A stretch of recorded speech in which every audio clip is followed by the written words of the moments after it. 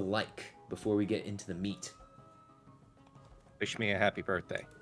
I You demand it. Happy birthday. you can have a happy birthday, and you can pick to have your birthday inspiration either tonight or tomorrow. I'm fine. I don't need either. And That's tonight you'll get a where I visit am. from the birthday skeleton. Excellent. You really don't want your birthday inspiration? No, it's If not he doesn't fair. want it, I'll take it. It's cheating. But I I don't give need it. everyone birthday inspiration. I don't need it. I don't need birthday inspiration. Alrighty, then you That's shall. right. I Don't know let how the to skeleton play. make you grow 1 year closer to death. Well, guys, let's get started. Excellent. My name is Caleb / Orpheus. I will be your game master tonight. Note the difference That's than fucking normal. nerdy. Some of us have played together extensively. Some of us have not played together at all. My background, very quickly, I am a personal trainer / group fitness instructor in my free time. And I run tabletop role-playing games. And tonight we are running the Pathfinder 2e beginner box. And if I am not wrong, all of us are newbies to the Pathfinder system, so this is going to be a lot of fun.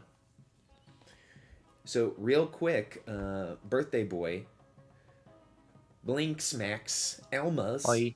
I was speaking Alma. like my PDF reader. If you could just tell us a blurb about your character, and then we will get the show on the road with everyone else as well.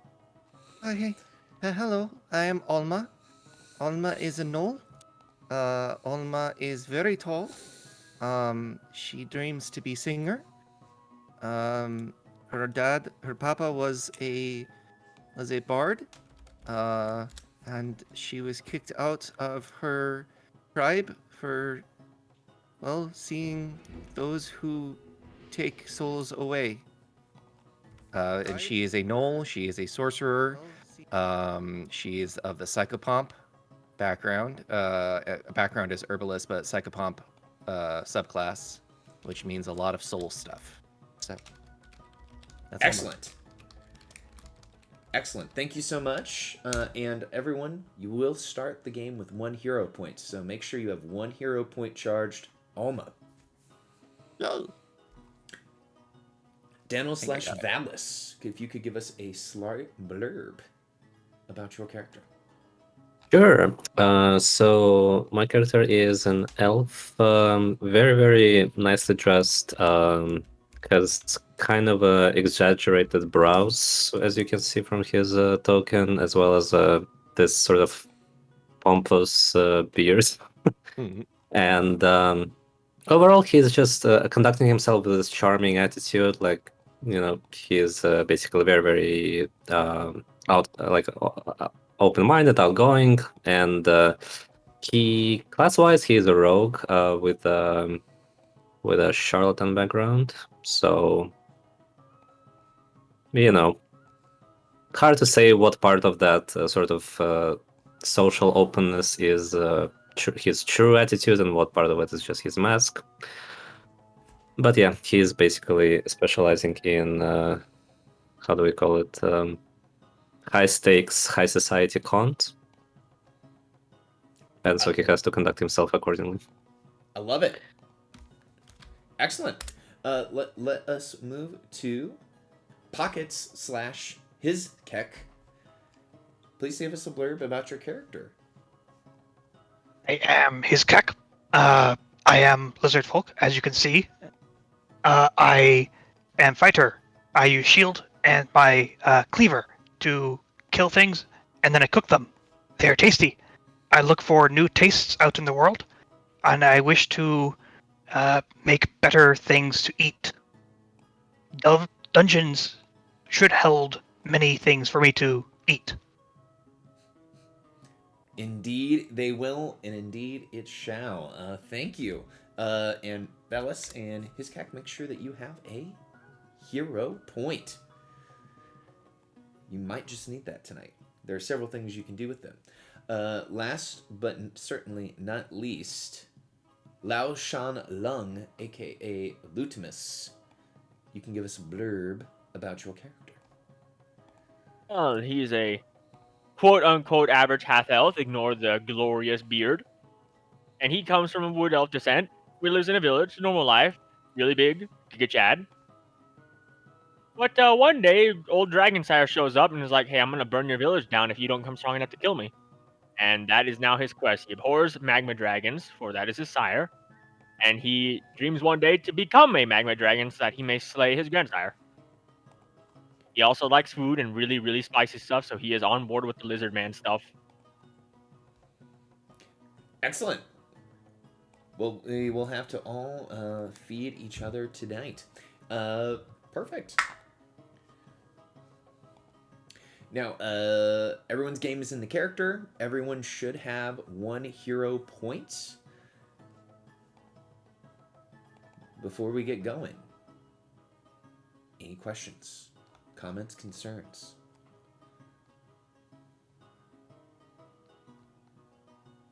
All Nope. right.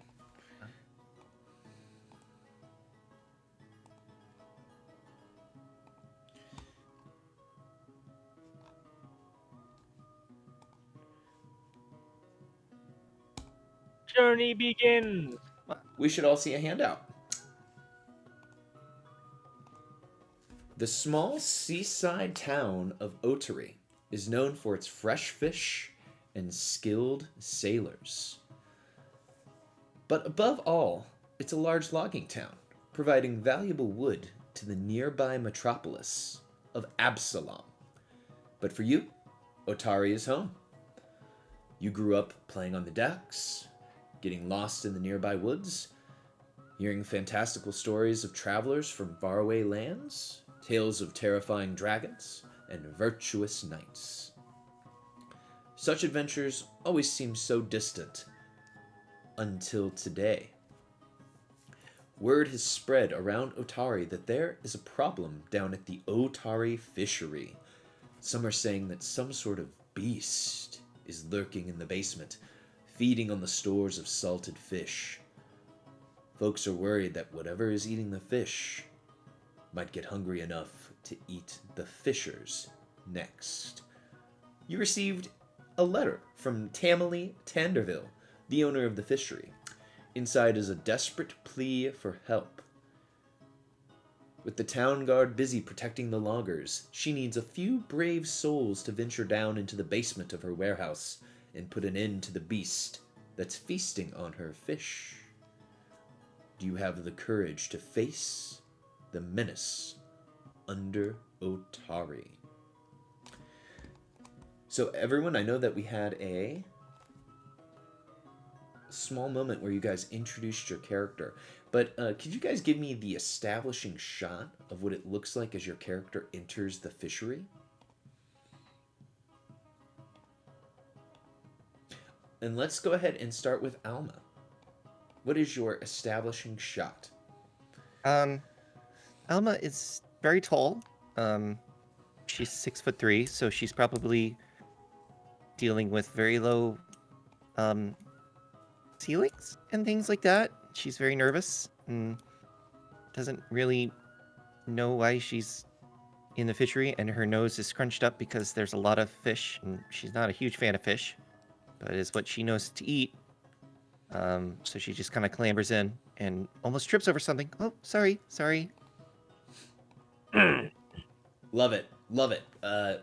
Takes all types. Vals, could you give us your establishing shot as you come into the fishery?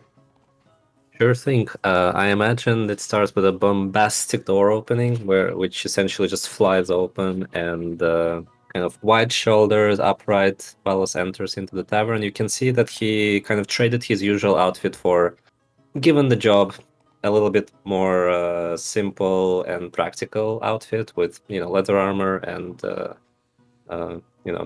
pouches for different adventuring tools.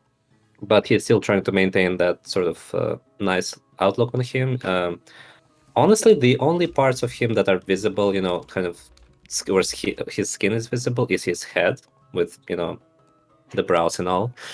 And he enters the tavern with just kind of a slight smile on his face, just looking around, looking like he's looking for a distraction, like he's a little bit bored. He's here mostly just as a way to pass time, and so he then enters and heads towards a table or the table if there's a particular one that we need to assemble at. Absolutely. Perfect. His kick. Could you give us your establishing shot as you enter the fishery? He gingerly pushes open the door. He's a lizard folk studying 6'5", so he's rather tall. Mostly covered in hides of various colors. Wielding what looks like a cleaver that you would use to butcher animals with, and kind of like a potted lid, or maybe even a cooking vessel that he uses as a shield. He's has like a greenish, bluish hued scales over his body, and you can see that he's kind of more the wetland type of lizard folk. Takes a quick look around and is quite confused that there isn't any fish readily available for him to eat. Yeah, it makes it tough when all of the fish have been being eaten by something strange in the neighborhood. Thank you, Hiskak. Last but not least, Lung can give us an establishing shot as your character enters the fishery. Lung was probably here earlier, but he was especially disappointed that there weren't any actual fish on sale. So he went out and just bought one from the market. So comes back in and he's just chewing on a grilled fish on a stick. Big old man, 6'5", broad-shouldered, barefoot, but his feet are like reptilian-like. So are his arms, and he's just waltzed in. Not a care in the world. Excellent. Let us continue. You're shown the doors to the basements, and really quickly, what would your character's marching order be going down the basement? Who would be at the front? Lung would definitely try to take the lead since he's the big barbarian. Valos, seeing as he's in company of very, very high folks, by the way, he is probably like 5'8", so he is like a whole head below all of you. I would probably also try to be somewhat ahead because, again, it's even though it's just a job, like a job in between jobs, if you know what I mean, he's still trying to kind of be at the spear of the excitement. Sure. Alma is in the back. Okay. That would place his Keck at third then. Kind of perceptively looking around, seeing if there's anything he can possibly use. Excellent. So we've got your order coming down here. So the stairs leading into the basement of the Otari fishery creak with age as you make your way downstairs to find the beast that has been eating all of the fish. In the center of the room, between some stone pillars holding up the fishery, overhead are barrels filled with salted fish. Two of the barrels have been smashed open, spilling their contents on the floor. In the east wall is a large hole opening into darkness. Just a few hours ago, timey-wimey here, you gathered with other adventurers, the people standing to your left and right, in the office of Tamily Tanderville, when she offered you each 10 gold pieces to complete this job. She was thrilled when you agreed to help her with this simple task, but as you make your way downstairs, you can't help but wonder if this might be a lot more adventure than what you bargained for. And I need to take you guys to our first map. And as you descend, you notice it dark in here because you guys are in a basement. Spooky. Not a lot of light.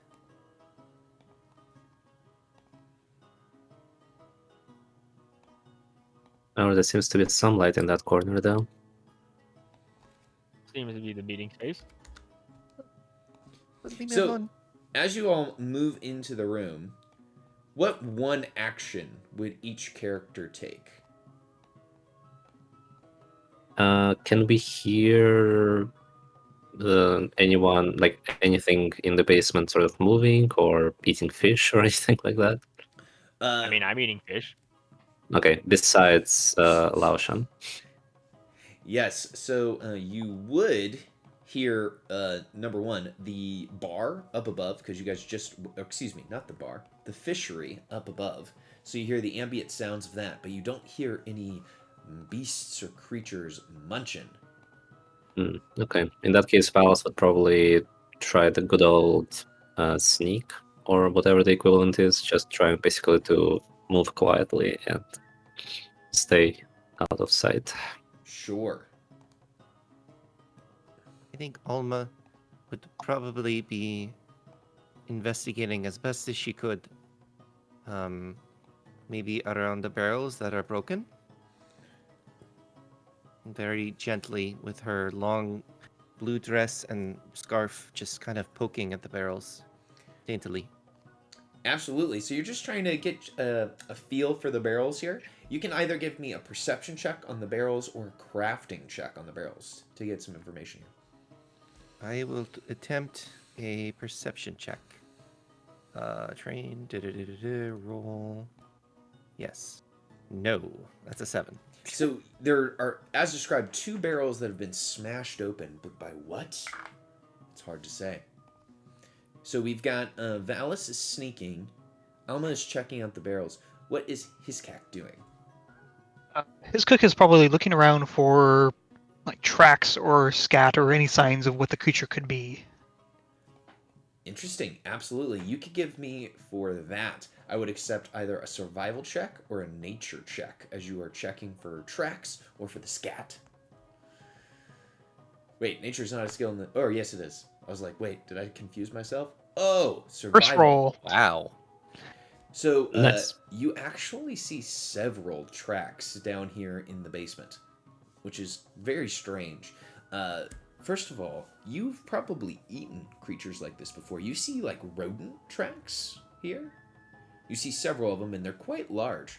It's probably either like a capybara or perhaps a possum, something like that. It's pretty big. But then you also see like small little reptilian feet. And you're thinking to yourself, could it potentially be lizard folk children? No. You think you recognize these feet. They're the feet of kobolds. There is kobolds around and large rodents. Good eating, both. Yeah, I eat the rats. I've eaten them. Lesser dragonkin. I see. Chewy. Now, as you all are looking around, a strange chittering begins to come from the wall to your east.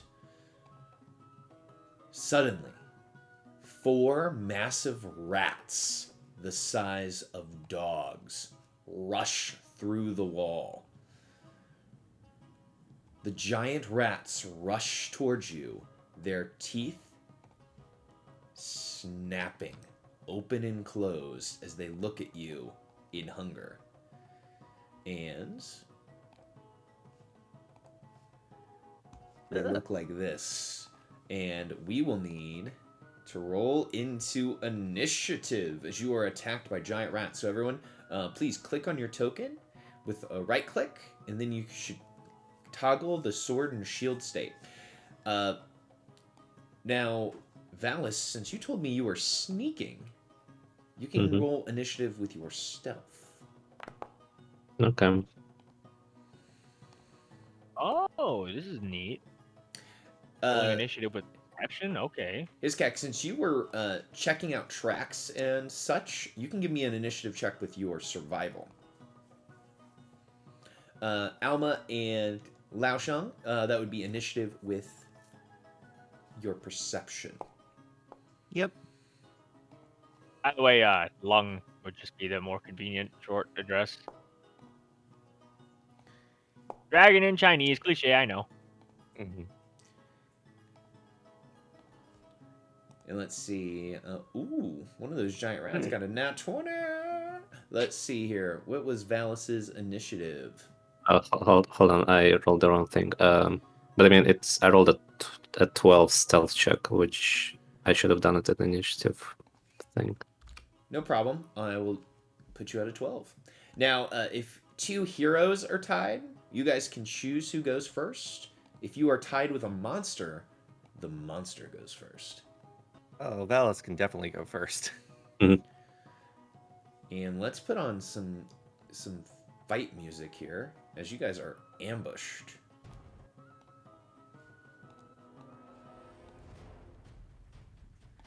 Alrighty, so let us begin. And we will begin the encounter.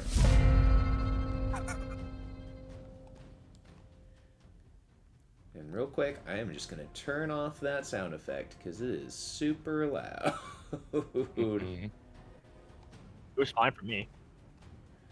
We'll set that to 0.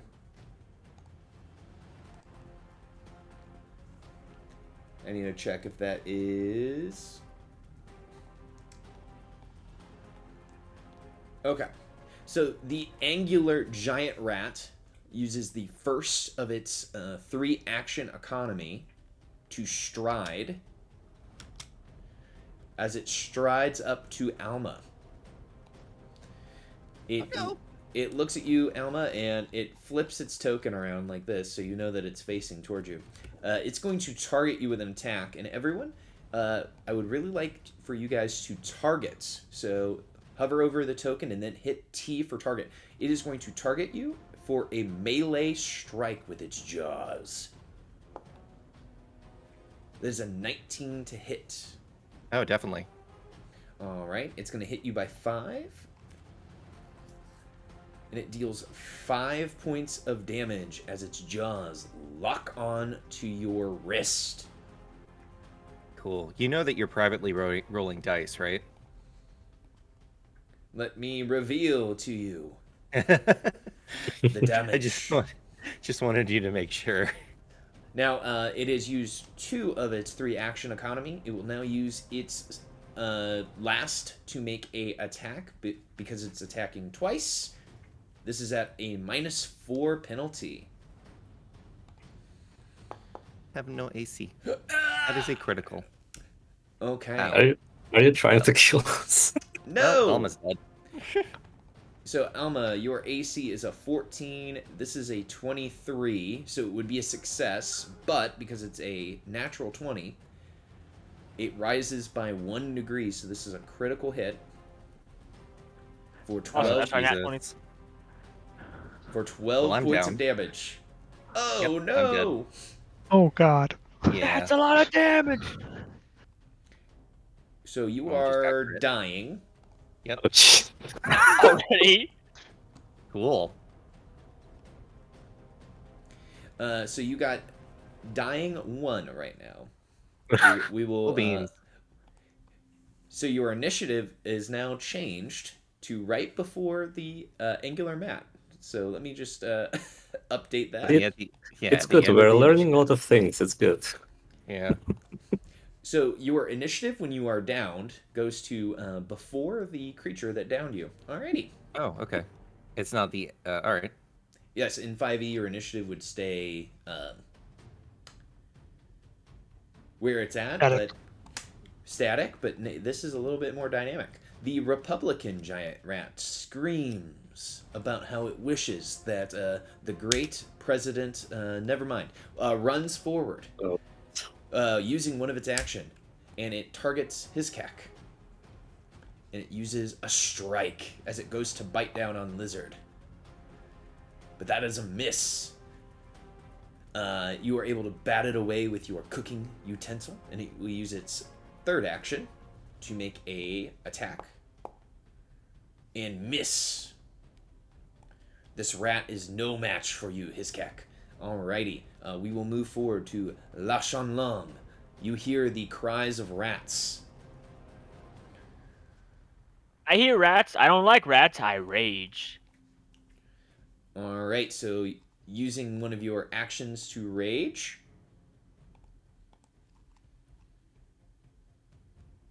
Alright, let's put a rage effect upon you. You are now raging. And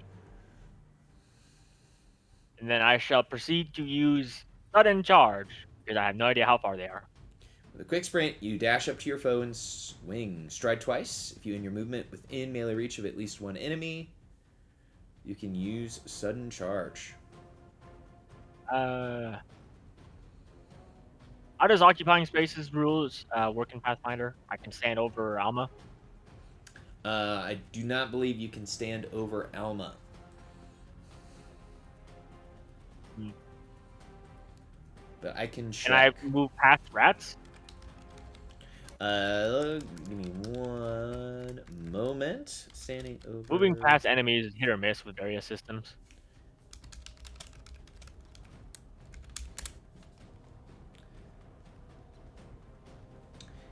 Okay, so I know that you can tumble Pathfinder 2e.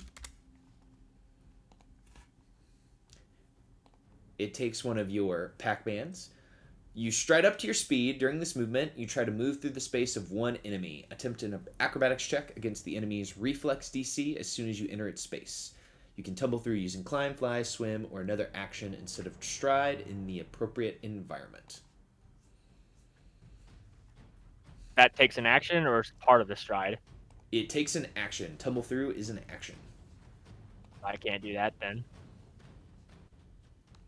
Could I move into Hizek space, attack, and then move out? Is it you can't occupy same space or you can't end same space? Let's go with you can move into a space and then move out for now. And then we'll look that up. I shall move forward and I shall punch this rat. Yes.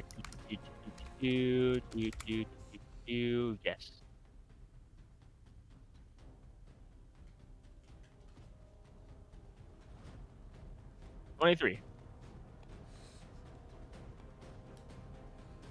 A 23 is a hit by 8. Not quite a critical hit, but definitely a huge hit. Righty. Damage. 4 plus 4 plus 2 fire damage for 7 damage. 7 damage. And did you have the Republican rat? It is still up. And then I shall leave his space because I can't occupy it, and that's my turn. Alrighty. The rat cannot take an opportunity attack because it is not a fighter yet. The short giant rat will go. The short giant rat is going to stride. Let me just make sure they have the right speed here. Ooh, they get one more little Pac-Man. Valis, you hear the scrambling of feet. It will use a second stride action to move up. Oh, hello there. It squeaks, and it will make a singular attack upon you. No, that does hit. Dealing 7 Ow. points of jaw damage to you. Alright. The problematic giant rat. Oof. Let's see here. What does it want to do? Okay. It is actually going to scramble through this rubble here. I will say it's difficult terrain. So that's 5, 15, 20, 25, 30.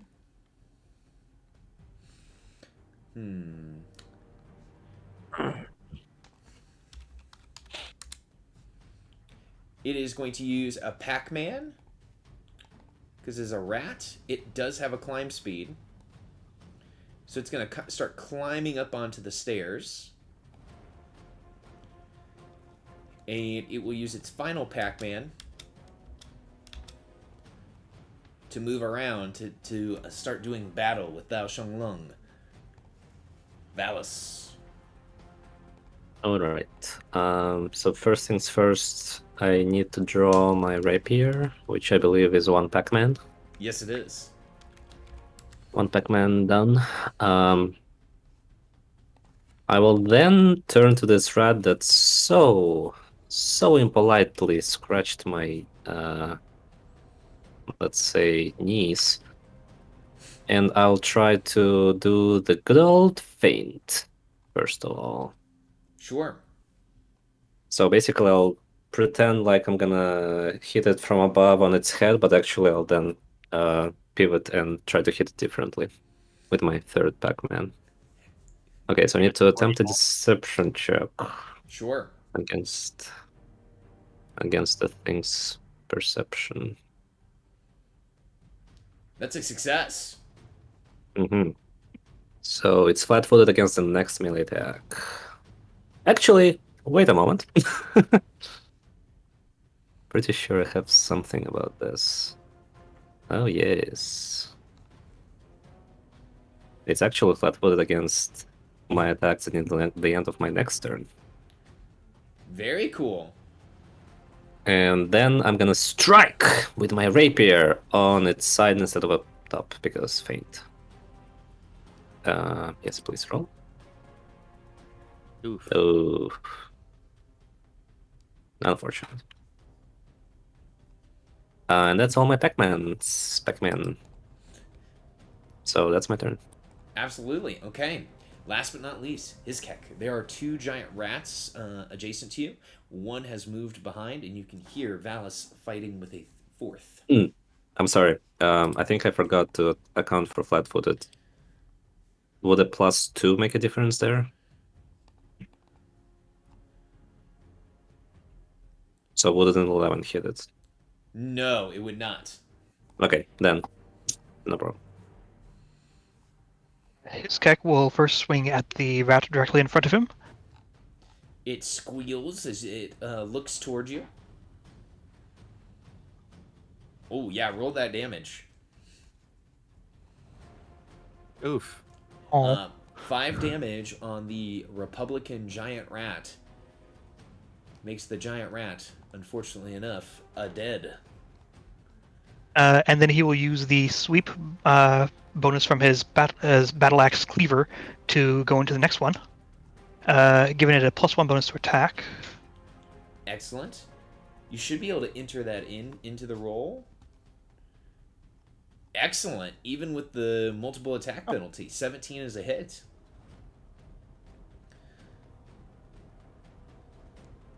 For 7 damage. And then his Keck raises his shield to prepare against the next attack. I can figure out how to do so. Because it wasn't a thing added to it. Do this. There we go.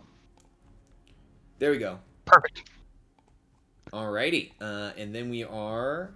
Let me just go ahead and remove them. The giant rat. And now we are to Alma. Great. I mean, recovery check, I guess. Yes, yes, sir. Playing a man. This is DC 10 plus your current dying value. It says when you do the recovery check, there's no modifier. It says a +1 for some reason. Oh wait, no, it doesn't. So just keep everything normal with a +0. Yeah, it's a flat check. So this is DC 11. This is gonna be great. Nope. Jesus.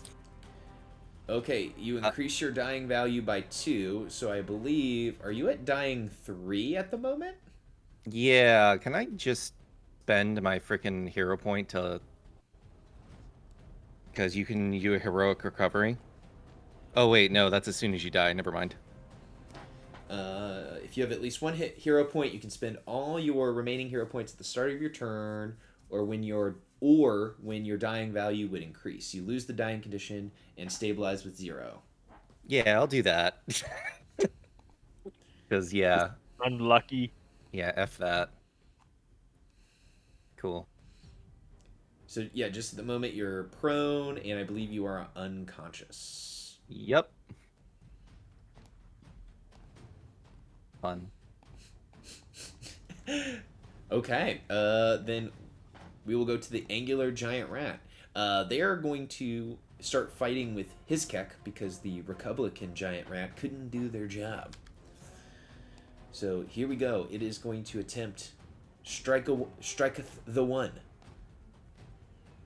It's a good roll, but that's not going to work on Hizkek, especially with your shield raised. It will do a striketh the second.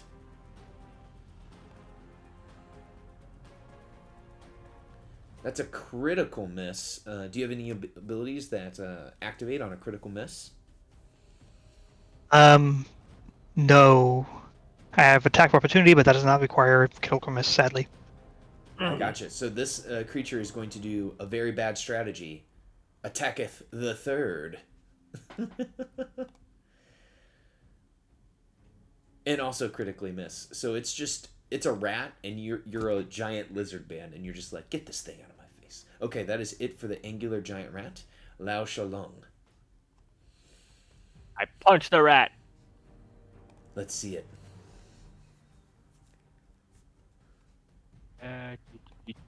You punch the rat.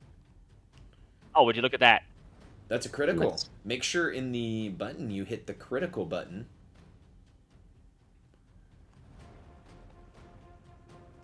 Perfect. Oh man. So this is a overkill. The rat Oh yeah, that's 19 damage. is dead. Overkill. Mm-hmm. And then I shall take the stride action to move over here. I assume I can stand on this one now that it's dead. Yes, it is also a very tiny. Well, it's a medium rat, so you can just. I Crush shall its body. then punch this one. Another attack. Let's see. How do I... For the multiple attack penalty. -4. Add... I'll just throw it under circumstance. Oh, Smacketh! Oh, would you look at that?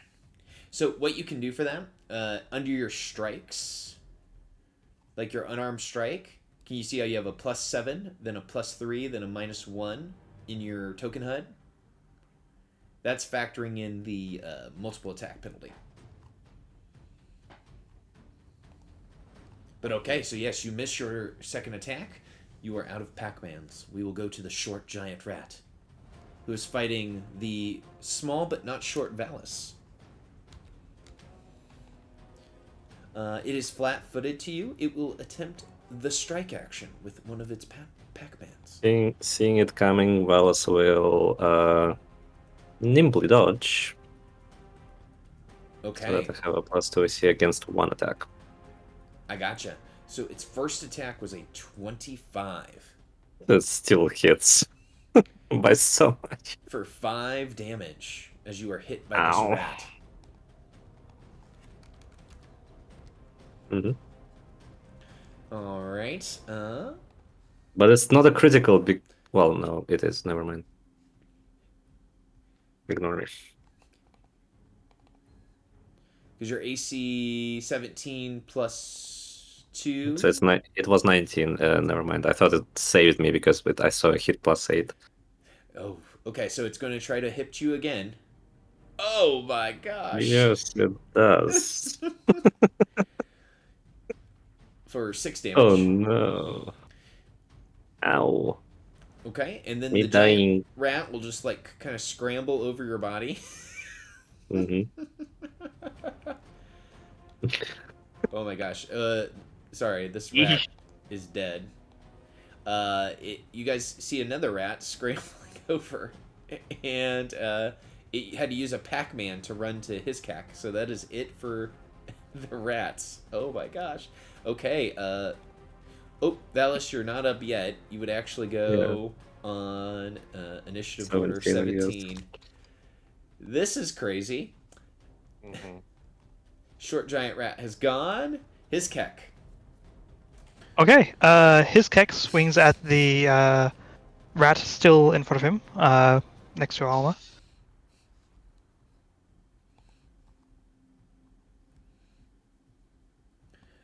Dang, yes, that is a hit.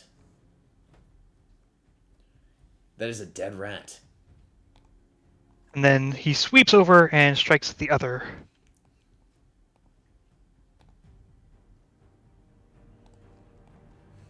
That is also it's a critical.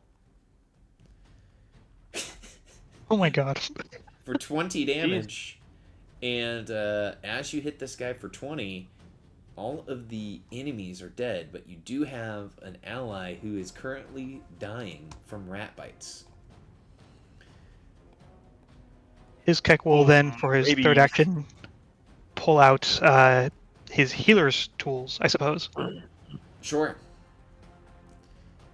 Okay, and then we are to Alma, who is unconscious at the moment. Yeah. Let me just quickly unconscious condition. You take damage, you receive healing. Oh, okay. Give me a perception check to see if you wake up. With oh wait, that's not the perception. Oh, How? It stabilizes the DC is surprisingly high. Jeez. okay. 9. So you're still dreaming. Dreaming. I got knocked out. Dreaming of rats. And Nightmare. I got that roll wrong, but that's okay. It's kind of funny. Just thinking of Okay. Alma just Okay, She's not sleeping. She's having a nightmare. Lao Shanlong. What's up? What are you gonna do here? Well, isn't Alma stabilized because of the hero point? Yes. Alright, so I'll just run over to Valis and try to stabilize him. Alrighty. This is probably not gonna go well, but give it a shot. There's freaking there it is. Medicine. Here it is. Click. Fingers crossed. Well, I didn't make it. Yep, so that's my turn. Yep. Now, do you have healer's tools? I do not. So, administering first aid stabilizing requires that you have healer's tools. But that is okay. Oh. How did I miss that? I'm looking right at it. That's okay. All right. We are to Valis. Valis, what do you do here? Mhm. Give us that flat check. Let's see if you just stand up / stabilize. I mean, I don't even know the rules, but I think it's a success. Yes, because it's a 10 plus you're dying. So you are Right, stabilized. so it's 11. Cool. Okay, we can end the encounter. I cling on to life. The camera woman is staring at you guys in horror at what has happened with these rats. I'm sure. Hiskak, what do you and Lao Shenlong do with these two people that have been knocked out by the giant rats? Probably carry them back upstairs. Completely fine to do here, and I think probably a good decision.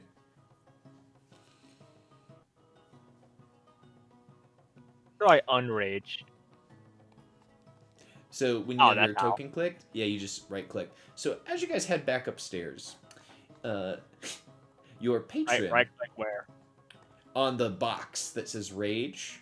Can you see the box? It should be right next to the chat. Oh, top right. Mhm. There we go. Is actually waiting for you guys upstairs. Tamily is standing there, kind of tapping her foot, looking around at people purchasing fish. As you guys run up the stairs with Alma and Valis, maybe in hand, and she says, "Oh no! What has happened?" Giant Got a rats. severe rat infestation. Very bad. Wait. On the other hand, you have about 30 pounds of meat downstairs. Oh well, I can't serve giant rat meat. That's just crazy. Why not? Plenty of people do it out in the boonies. I'll take it then. It's all yours, Hiskak. You can have all of it. But these two, well, I'm afraid to say, rats couldn't have caused all the destruction below and all of the mayhem that's been happening. I'm afraid you'll No, have... you have kobolds too. Oh, kobold? Yes, I'm gonna have to have They're you... probably responsible for the tunneling. I'm gonna have to have you explore further then. But for these two... hold on, give me one moment. Let me get some potions.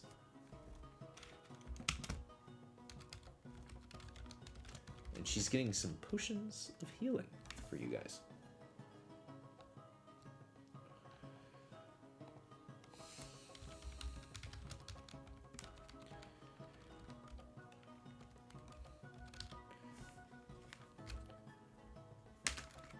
Excuse me. Healing potion, not potions of healing. You better watch out, or Hasbro will copyright your ass. Hey, you don't judge about that. So, Alma, I am dragging a healing potion onto your character sheet. Okay. And Valis, I am dragging a healing potion onto your character sheet. So you guys can roll your healing potion as you have gained one for fighting against those terrible rats. Sure. Lug, lug, lug. Hey, great. Hey, that's not pretty bad. good. Longer unconscious, I'm assuming. Correct. Well, that happened. Rat. I was saying the best dream in which there were no rats. Alma looks to the side, says, No, it's not my time yet. You know this. You see, the two of you got your asses handed to you by those rats over there. Are Well, they you don't embarrassing have if to you be ask me? so rude about it. But yeah, I mean, I've never fought before. Usually I'm in the back. You've never fought at all? No. Well, I suppose you've got to start somewhere, but wow. it was almost like that rat had our moves down to a T. I never had that. It anticipated my every move. I have a Really? question. Does it look to me like you slipped on a pebble? Quick question. Do I guess Valis and I have the wounded condition at the moment? We should, I think. But Wounded one. we can amend that by treating wounds with healer kits. Yeah, so I was gonna do that. Me too. Spend 10 minutes and do treat wounds. At least to myself. Yeah, I'll also do that. Let's see how bad this happens. So the medicine check DC is 15 to heal wounds. It was unfortunate that both of our healers went down first. Oh, great. Yeah. Yeah, that's a huge success for me. And I no Uh. longer have the wounded condition. Okay, I only have a +4, so it's gonna be terrible. But, you know, as long as I don't critically fail, it's gonna be fine. That was close. Oh my gosh. And you guys know if you critically fail, you take a d8 of damage. Yep. Well, I guess I'll have to live with it for 1 hour. Wait, So hold on. let's get rid of Mm. unconscious and prone. And all of Well, yeah. those. you need to use the herbs in a different way, not like that. I'm trying my best here, but I'll do better next time, I'm sure. By the way, Talika, what's the name of the person who gave us the job? Her name is Tamily. Tamily Tamily. Tanderville. I'm so sorry, Tamily.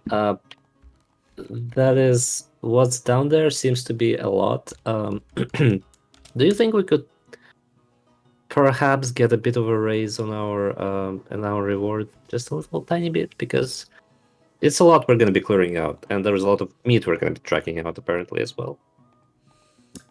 She scratches at her chin. And, you could definitely give me a diplomacy check here. Well, let's see.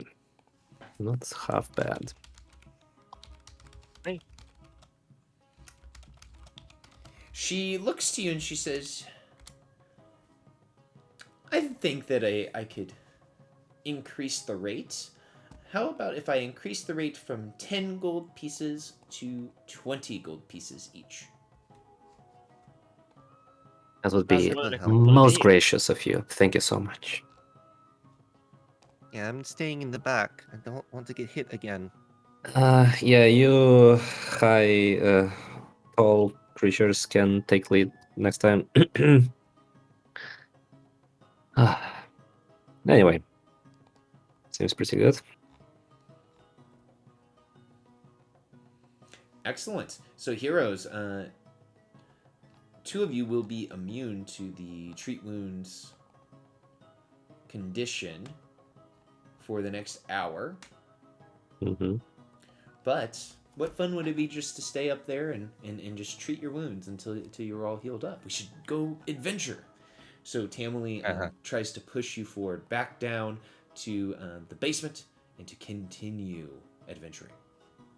Let's go. Let us go. This is going to be fun. How Into much- the abyss. How much My- bulk do each of these rat corpses take up? I will say that the rat corpses are a light object. Perfect. Hizkek will gather all of them up and put them inside his sack. You have 4 rat corpses, which is awesome. All right, heroes, you find a opening through which the rats came through.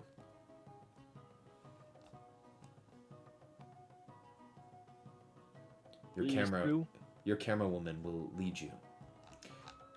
Now, I have some flavor text to read to you. The stairs leading, Squeezing through the hole, you find yourself in a cavern that seems to stretch endlessly beneath the streets of Otari. Who knows what menace could be lurking here? Up ahead, the passageway ends in a cliff that plunges sharply into darkness. And this is going to represent for us, because each area is going to kind of evolve the game slightly.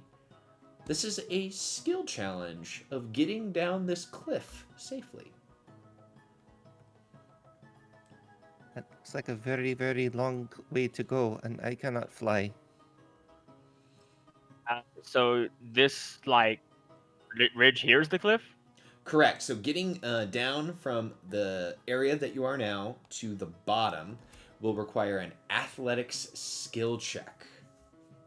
Do we see anything else in this area specifically, or is Luckily, it too... I do got this. Ooh, Yeah. I also have that. do we see anything else in this area specifically, or is it just the cliff? There are many stalagmites nearby. In the top of the cliff, there are, of course, the kind of the cavernous stairways that led down, and then as you kind of look down from your current position, you see a further cavern reaching deeper underneath the fishery. Okay. Also, there is no light down here, so if your character cannot see in the dark, you cannot see shit. Yeah, low light doesn't help. I think... Hmm. Do we have to do any checks for the climbing kit, or... We do. It's just insurance for a crit fail. Whoops. I said we do got this. I Right, I could was do trying like to just find light it. one and then drop it down the pit. Or maybe we can stick it somewhere on the ground here. Well, either way will work. A single kit has enough materials for one climber. Each climber needs their own kit. 50-foot rope. So what's your plan here to use the climbing kit? I can just climb down and then chuck the stuff back up for the next person to use it. Okay. I also have more rope if you need it. I also have a climbing kit, so we could do it I did at not least pick 2 at a one up. time. There we go. Is there anywhere around here that we could tie a rope off to? There are several We have Titan stalagmites everywhere.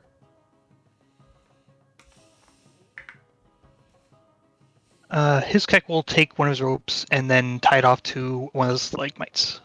Perfect.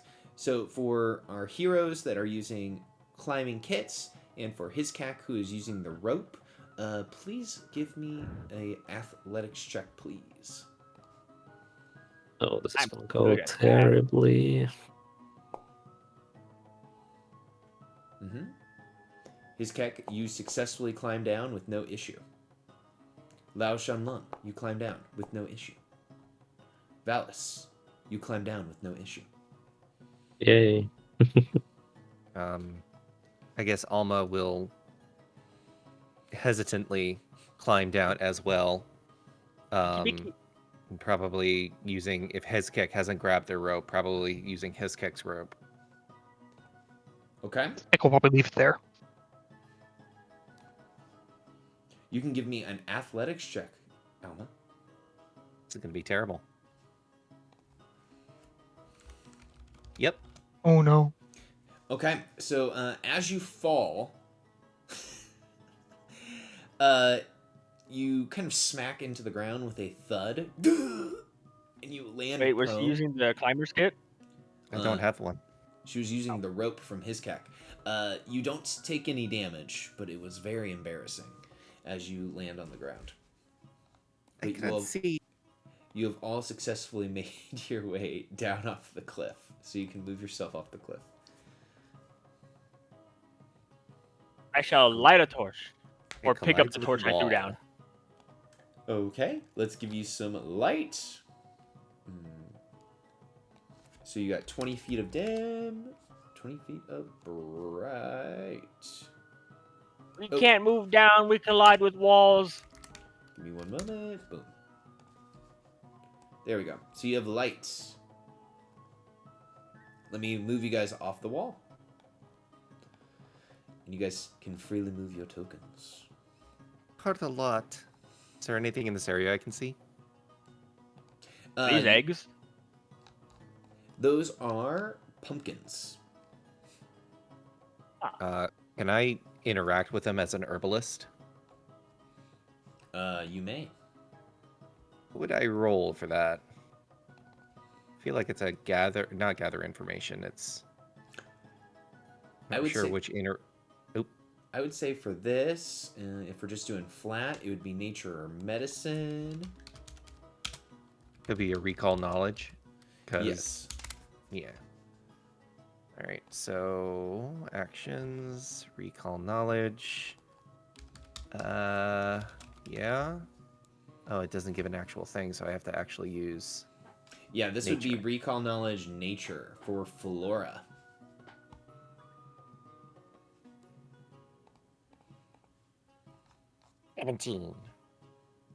So these pumpkins that are growing down here, or gourds, more likely as you're looking at them, appear to have been snacked upon by several reptilian mouths.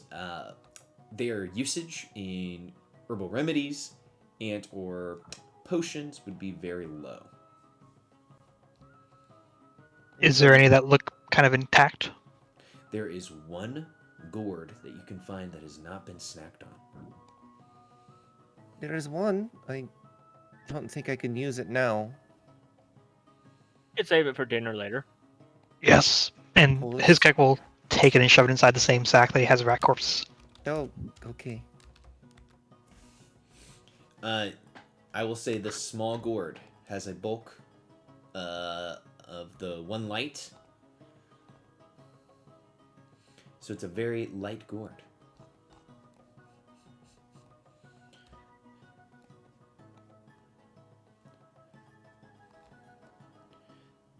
You see that there is a tunnel stretching to your north.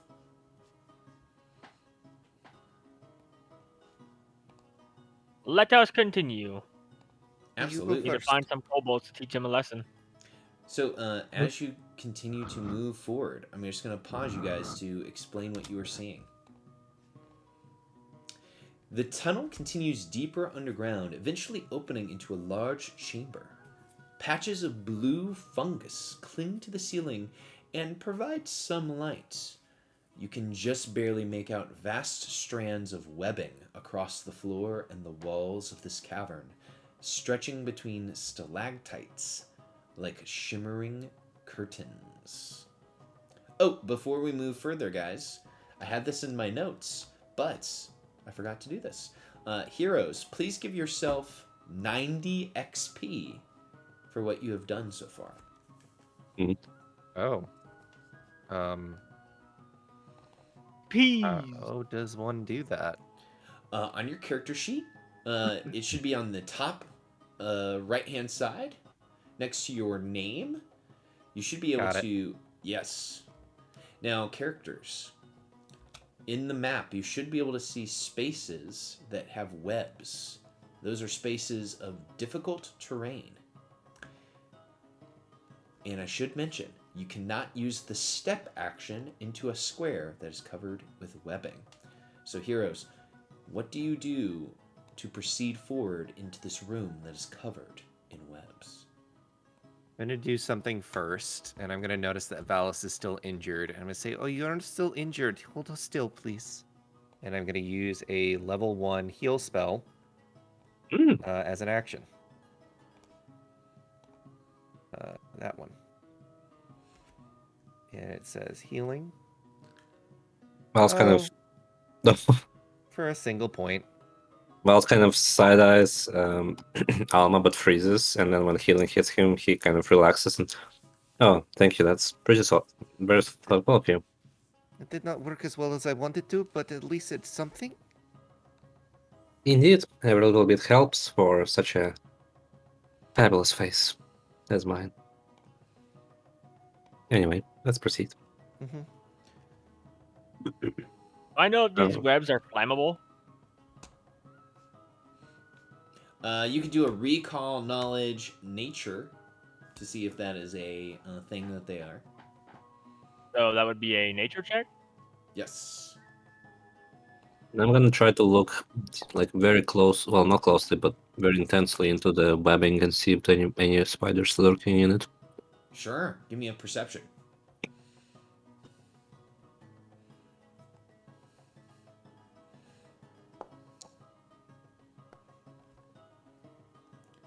That expert.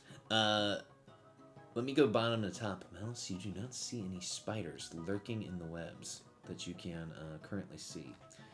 Lao Shang, you believe that the spider webs potentially could be set on fire? Are they as flammable as something like black powder or types of oils? No, but you could definitely use fire to burn them. And I'll set the torch to it. Okay, move to the space on the map where you are going to set the thing on fire. Whoosh. Okay, as you touch the webbing, everyone, we're going to activate ourselves into combat. Uh-oh.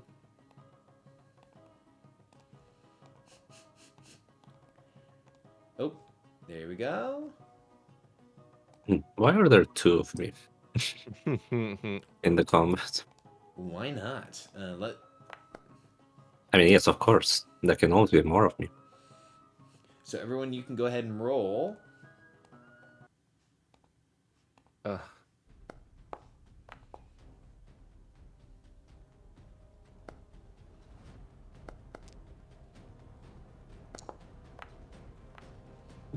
Oh my gosh, yes. So as you touch the web, Lao Shang, the fire begins to burn the web.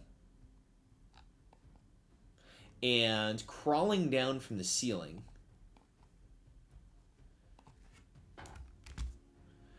you guys see this thing. Just... And it is huge. It's like the size of a person as the webs begin to catch flame. But we're going to begin the encounter. Hiskek, you see there is a giant spider crawling in the webs, moving towards your position as the web is starting to set ablaze. Hiskek will move up to here. Mm-hmm. Raise his shield. I can do that. Where's that under features? No, it's not there.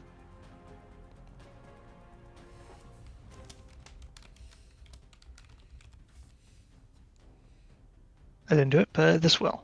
There we go. And then I guess throw a. No, he doesn't even have the drawn. Waits. Ends his turn. Okay, no issue.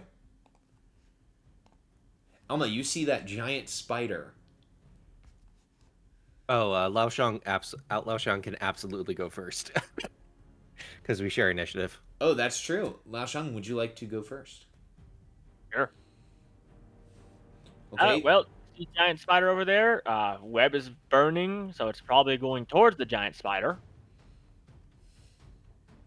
So I shall move here as a stride. Yep, that's just in range. And I shall draw a javelin, and I shall throw a javelin. Sure. Phew. That is a miss. Your javelin is now stuck in the webs. And that's my turn. Okay. Wait a minute. Yeah, no, that's my turn. You can go. Alma is going to be very, very, very concerned about that creature, and she's going to attempt to hide. I don't know. I mean, what can I do? I guess she'll how long can the sling go? What does she have? The sling range increment 50 feet. Oh, it would right be in my range. I'm gonna draw the sling that I have, Mm-hmm. and then I guess I'm gonna try to attack the creature with a slingshot. Sure. And that's just a regular first because it's the first attack. Correct. All right, let's see what happens. Oh, whoops. Let me. Do I have to also equip? Why did I not? Let me. Right. Check the actions tab of. Oh, whoops. There we go. Yeah, you know what? Let's just try it. Yeah, that makes a lot of sense. And then she's going to just cry a little bit, and that's her turn. Okay, crying and sling bullets stuck in the webs. Valis, you see that the web is catching fire. So far, this much of it has become ablazed. Well, perfect. Balas will say, it's nice to have some fireworks. And that's a problem. I'm very far away from it, and I do not want to get closer. Well, much closer, I guess. So I will try to... Well, I don't need to... So I will first stride, Sure. basically up to the side of his back. I will then spend a Pac-Man and throw that Pac-Man at the spider to try and demoralize him. Basically, what I'll try to do is perhaps, as I'm moving, maybe like basically try to tear some of the web from the if I can reach it from the ceiling, and basically rip it in half and scream at the spider. Okay. And try to demoralize it. Now, I'm not speaking language. I don't think it can understand me even if I did, so it's going to be at -4 probably. Correct. Yes, it does not share a language with you. Okay, so 4 -4. How does it work? Circumstance -4. Add. Thank you. All right, let's see. Oh no. The spider is unmoved by your demoralization. Well, it was worth a shot, and I'm going to stride again back up to about here. And that's my turn. Okay, the fire is going to continue to spread up. Is kind of burning into this auxiliary web as well. The giant spider will go. The giant spider is going to stride as it climbs. Or it's going to descend on its web, because the web is as its first action. So it kind of shoots a spinneret, and it down to the ground. And let's see here. It's going to target Valis. Is Valis, you were shouting things at it? I was. If it's an attack, I'm gonna try to nimbly dodge. As it shoots a large thing of webbing at you. But you're able to nimbly dodge out of the way, so you are not hit by its webbing. And then the creature is going to stride again up to you guys, as its teeth are bared. Iskek, the fire in here is growing. It is spreading to the webs, and the smoke is also growing within this room. His Keck will swing at the spider.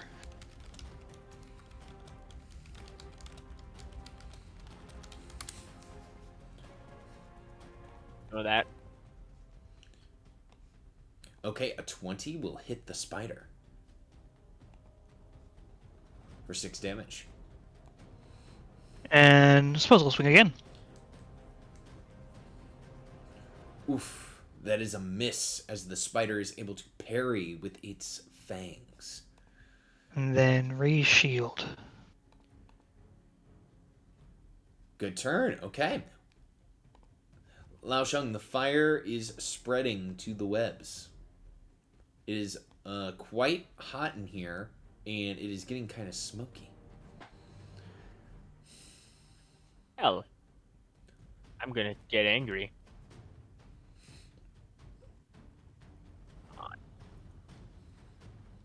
Now, I have never played a barbarian in Pathfinder 2e. Do you have a limit to how many times per day you can rage? Nope. Wow. The only limit is I can't rage 2 times in a row. There has to be like a minute in between, which was plenty of time when we were getting down that wall. Absolutely. That's crazy. How do I hide the rage to myself? So, you see how it says affect rage? Click that in the chat. I did. Now, import Oh, it. in the chat. Now, once you have Or- it imported, drag it onto your character sheet. More convoluted than it should be, but okay. Mm-hmm. And then I shall sudden charge. Wait, no, I don't need to do that.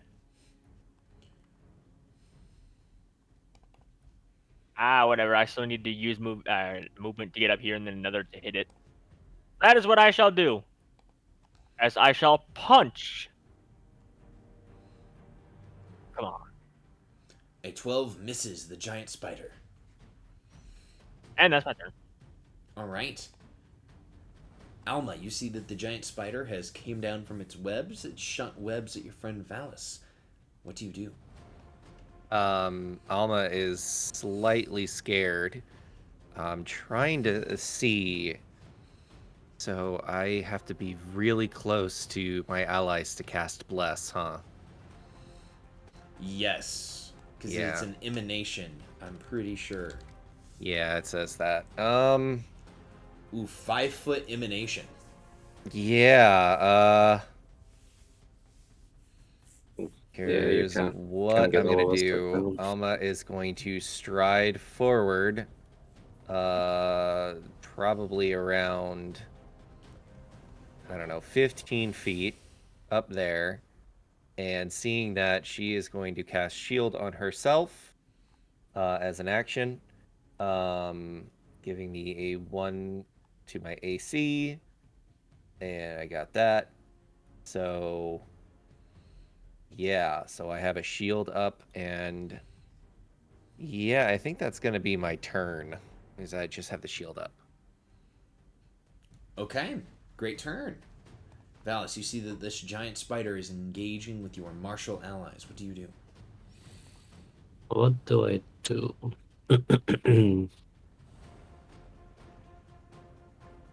Well, Valis would prefer to get closer to it unnoticed, if you know what I mean. But first things first, he probably needs to draw some weapon. Mm-hmm. So he's going to draw his rapier once again. And he will, with the other hand, he'll pick up something like a small pebble off the ground and throw it behind the spider. Kind of try to make it very swift and nimble. And basically try to distract it so that it can then, so that he can then sort of sneak up to it. So I'm basically trying to divert its attention with a create a diversion Pac-Man. I love how many different things you guys can do. Yeah, It's me very too. fun. Okay, so it's a deception check. Hey, but me Uh, barbarian, me smack. Deception +6. Let's go! Two. Ooh. Okay, and as you throw this at the spider, all 8 of its eyes are just like staring at you at the moment. Oh well, that didn't work, did it? Kind of glancing to Alma. Well, I have one Pac-Man left. What can I do with it? You know, did not anticipate everything I tried failing tonight, so I need to come up with improvised plans.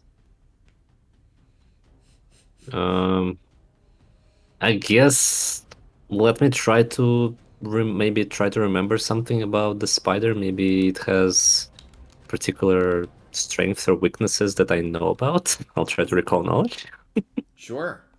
as the last ditch attempt. So which skill would be appropriate here? I think that you could use either survival or nature here on this creature. Equally horrible, so let's do nature. Yeah, I mean, especially when I keep rolling fives. It's a giant spider, so if you only Mm, had a giant newspaper to smack this thing with. I see. Yeah, sorry. Also, it should have been secret. I forgot about it. My bad. That's okay. Anyway, that's my turn. You're good. The giant spider is up. It's got some targets in front of it. It's going to target Lao Shang, and it is going to go for a fang attack. It's a 15, which misses Lao Shang by 2. Should be 1. The rage isn't affecting my AC for some reason, but it's still a miss. I gotcha. So misses you on its first sweep with the attack. It is going to go for a second fang attack on Lao Shang. Oof. Right, man, bitch. Miss by 1. No, that's 16. That probably hits. Beats in 2e. That is correct. So your normal And yeah, that AC hits. is 17, and then this is a -1 for Now my rage. AC is 16 because rage. Yeah. Okay. So yeah, that is a hit. And I'm going to need you to make a fortitude save.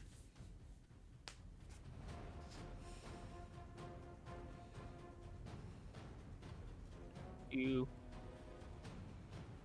Okay. Ooh. So you're going to take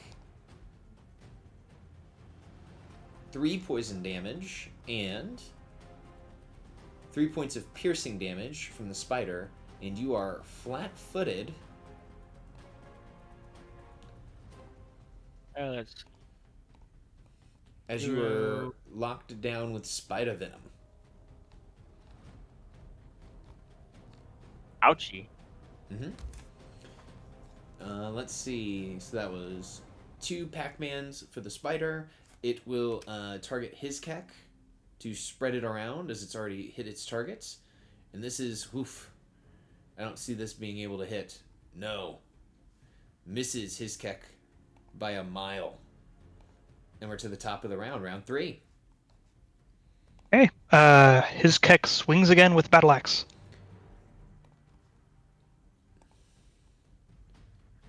Whew. It's a giant hit. Yeah, go ahead and roll damage. Fighters are good at fighting. You don't say. Breaks again. Hizkak the spider is barely holding on. And then his Keck, to be cautious, raises his shield. Okay, good gameplay here. Lao Shan, you are up. The spider bit you, and it drove venom into your bloodstream. What do you do?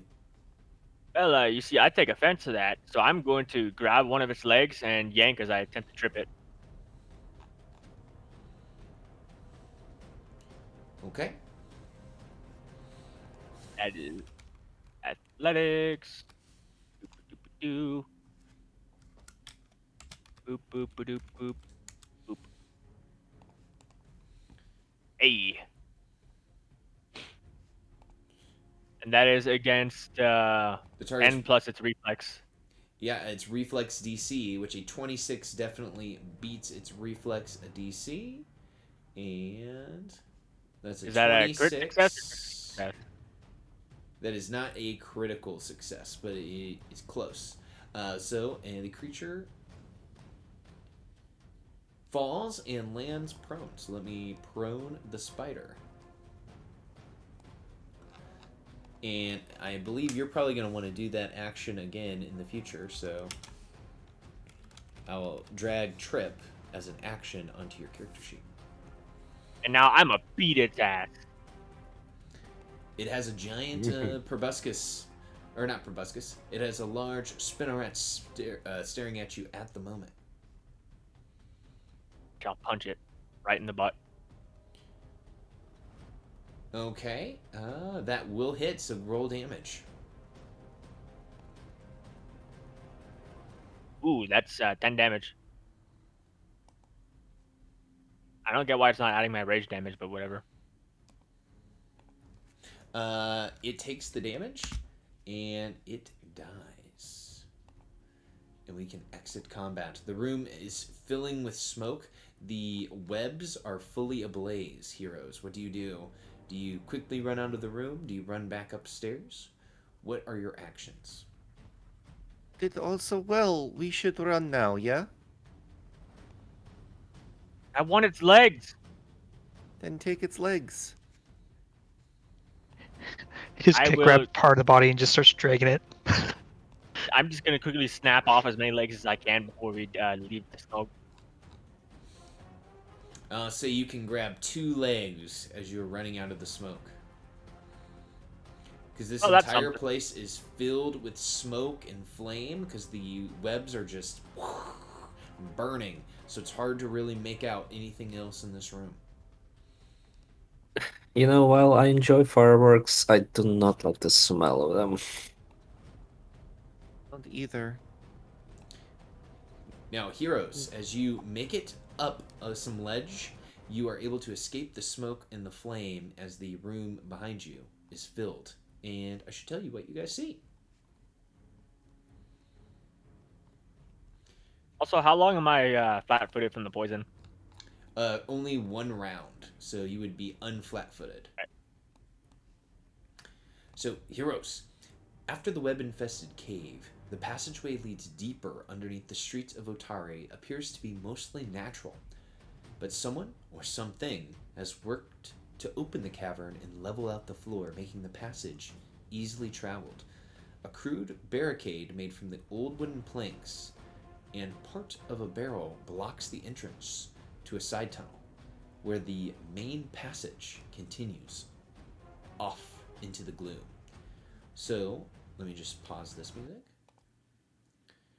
And let me put on some exploration music because you guys are exploring.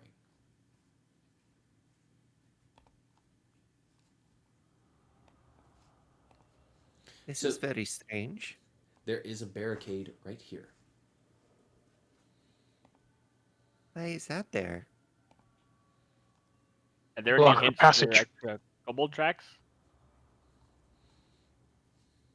You guys have seen kobold tracks essentially the entire time that you have been moving through this cave.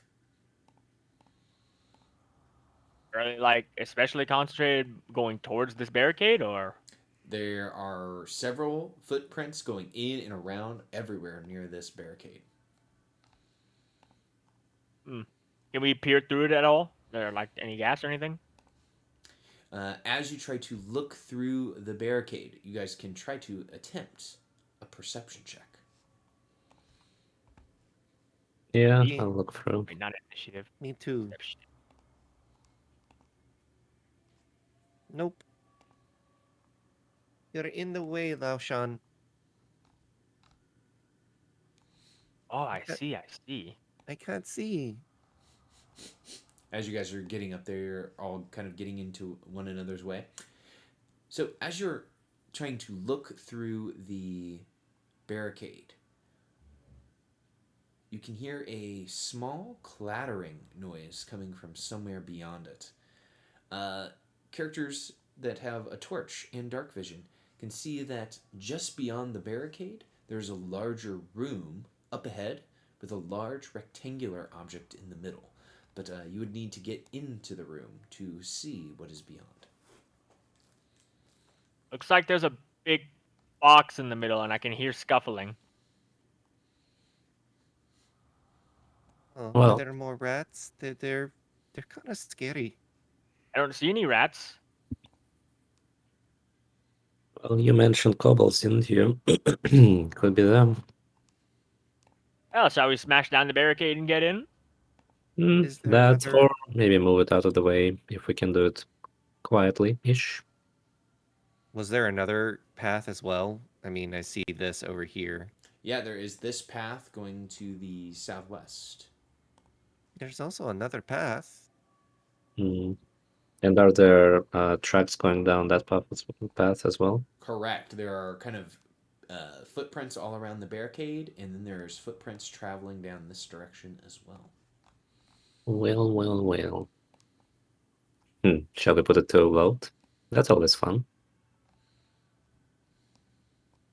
I will say that barricading something suggests that there might be something worth defending there. Indeed. That, or it's something worth trapping. There's no like obvious. Is it? Could I try to look at the placement of the barricades, or perhaps on the drag marks or anything like that, to see if it was created from this side or from that side? If that makes sense.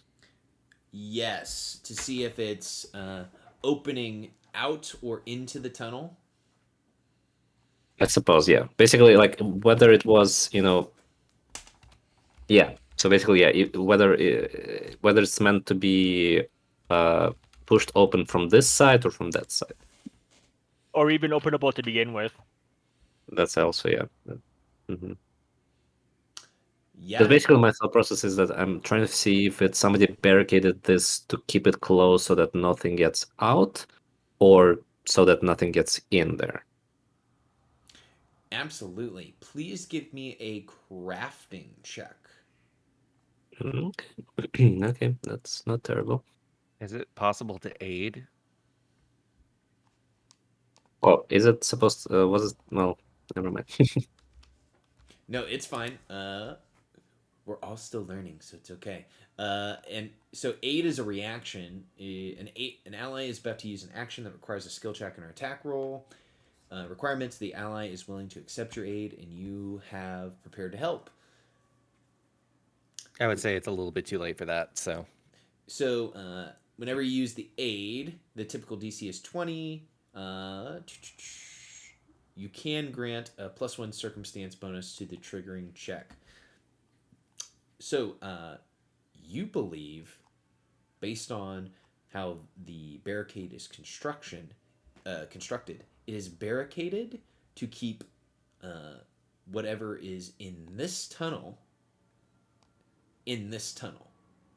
to stop people from going in or from things coming out.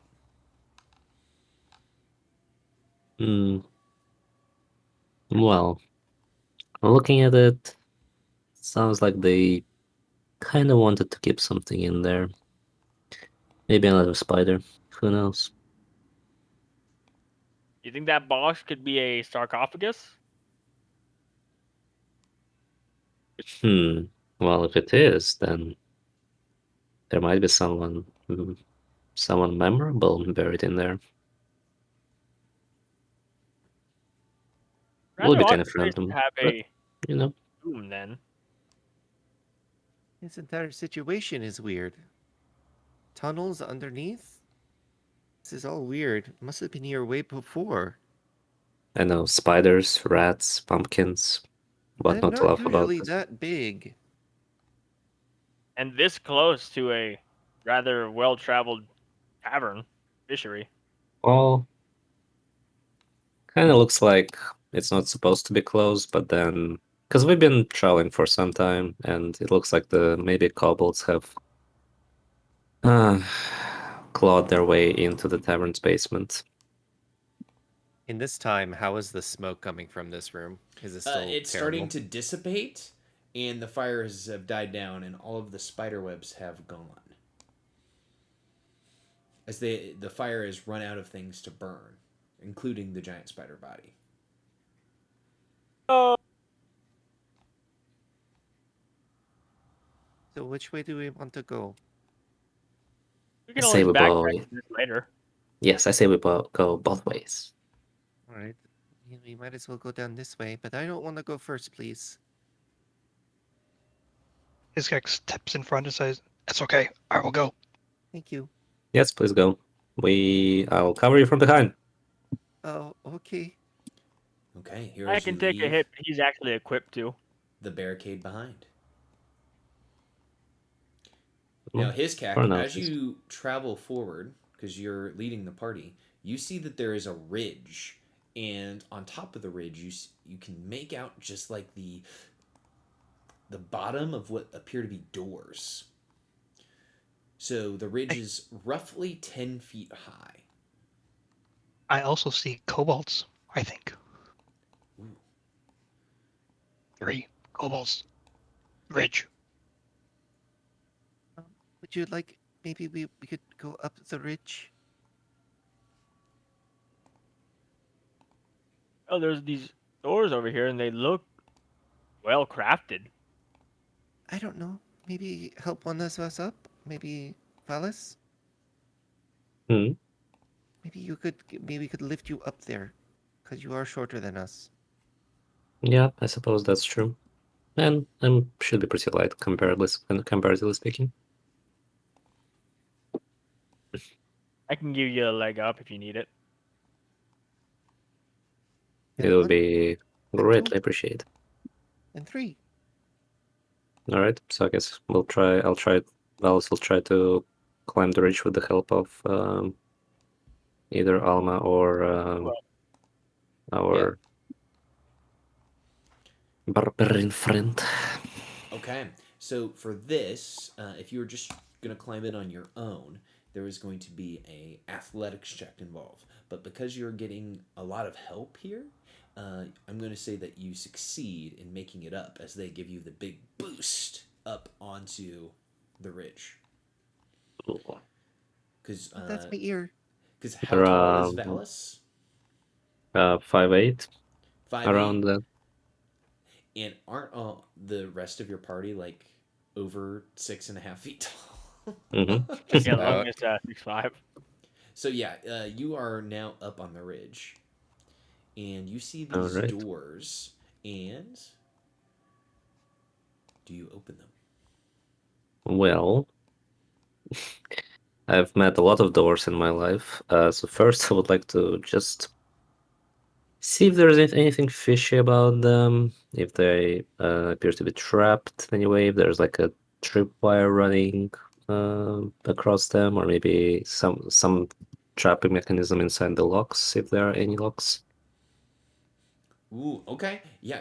I think this would be. Would this be thievery? I feel like this would be a thievery check. Well, I am an expert, colloquially speaking. I'm only trained. Oh, By the way, let me know if any of the checks are supposed to be secret because I will keep forgetting. Yes, and coming from a system that never uses secret checks, you do not see or detect any of the places where traps would normally be. Um, you believe that these doors are completely untrapped and safe to open.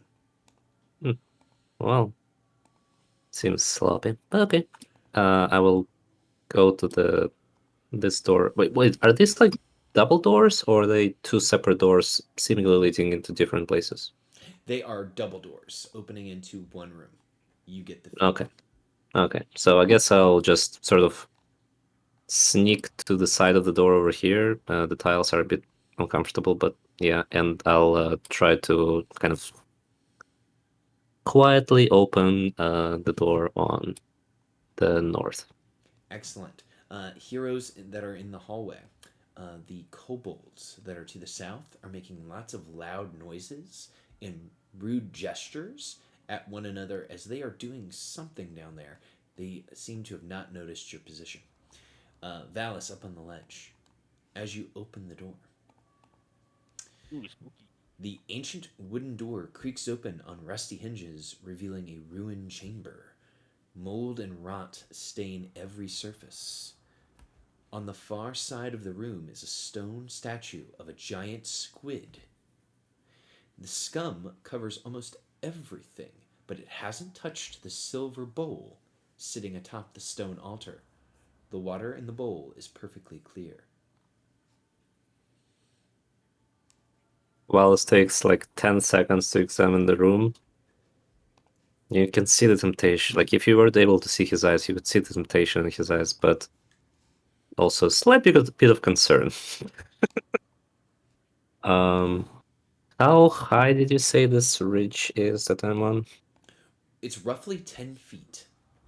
Okay. Val's is gonna turn around and sort of lean down and whisper. Okay, so there is like a room with a squid statue there, and this weird, possibly magical bowl of water. Normally, I would check it out myself, but right now I'm not feeling particularly confident. I So, mean, would any of you guys mind coming up with me? it might not be a good idea. There are kobolds nearby. You said statue of a squid? Yeah, Yeah. anything with tentacles is always bad news. Well, I could it identify depends the on your magic. kink, you know. I could identify the magic if I get close to it, but yeah, I can help. Do you want me to Okay. come up? Well, if you don't mind, just real quick Okay. because curiosity is a big thing. I'm gonna throw down or hand down my climbing kit just to make things easier for Alma. Yeah, I'm just gonna start climbing. Sure. So you're using the climbing kit, so we just need to do a DC 5 flat check.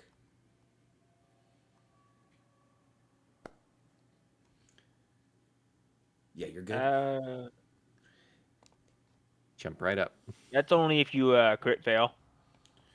You're climbing, letting you attempt a DC. Okay. So yeah, Alma, you're up. Okay. Watch my back, please. Mm-hmm.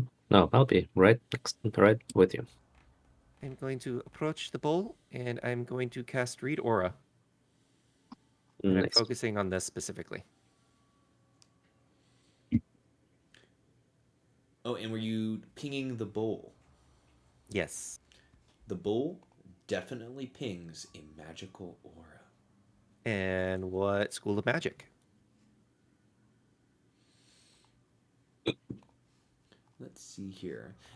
This would be. Hold on, I need to see because I know what it would be in another system, but this is not that system. I'm pretty sure the schools are the same. It's not. Yeah, This Damn. would be a necromancy spell. Mm-hmm. So either very good or very bad. Yeah, so I basically say this to Valis, and I'm also going to very stealthily, not stealthily, very slowly just go over here and I'm gonna read aura on the statue. Okay. As you read aura on the statue, it is mundane. So the bowl has necromancy in it, and the statue does not have anything. So Hmm. it is a clear bowl, you said, with just water? Well, it looks pretty clear to me. It must want some type of sacrifice. Um, I don't see any spirits of the dead around, so it probably doesn't want a full sacrifice, but you could probably bleed into there and it might do something, but I don't know if that is a priority. Probably not. It could also be, I mean, kind of eyes the statue. Like it could be a healing ball, but It I don't could know. You don't be, put a healing ball in this sort of environment. not really. I don't recognize, would I recognize this creature at all? If you would like to attempt to recognize the I squid, if anything, if anything, I'd like to recognize like this ritual, if that's possible. this would be religion check. Yeah, I'm gonna try that. Can I also? Well, I mean, I think I would mostly focus on the statue, just trying to see what kind of creature this might be referencing. Sure. Oh, Also that's a religion. 17. Also religion, absolutely. All right. +1. Let's go. 9. Nice. So Valis, you're not sure what's going on. This is just a crazy squid creature. Alma, the statue number one is of Gozra, the god of nature and the fury of the ocean.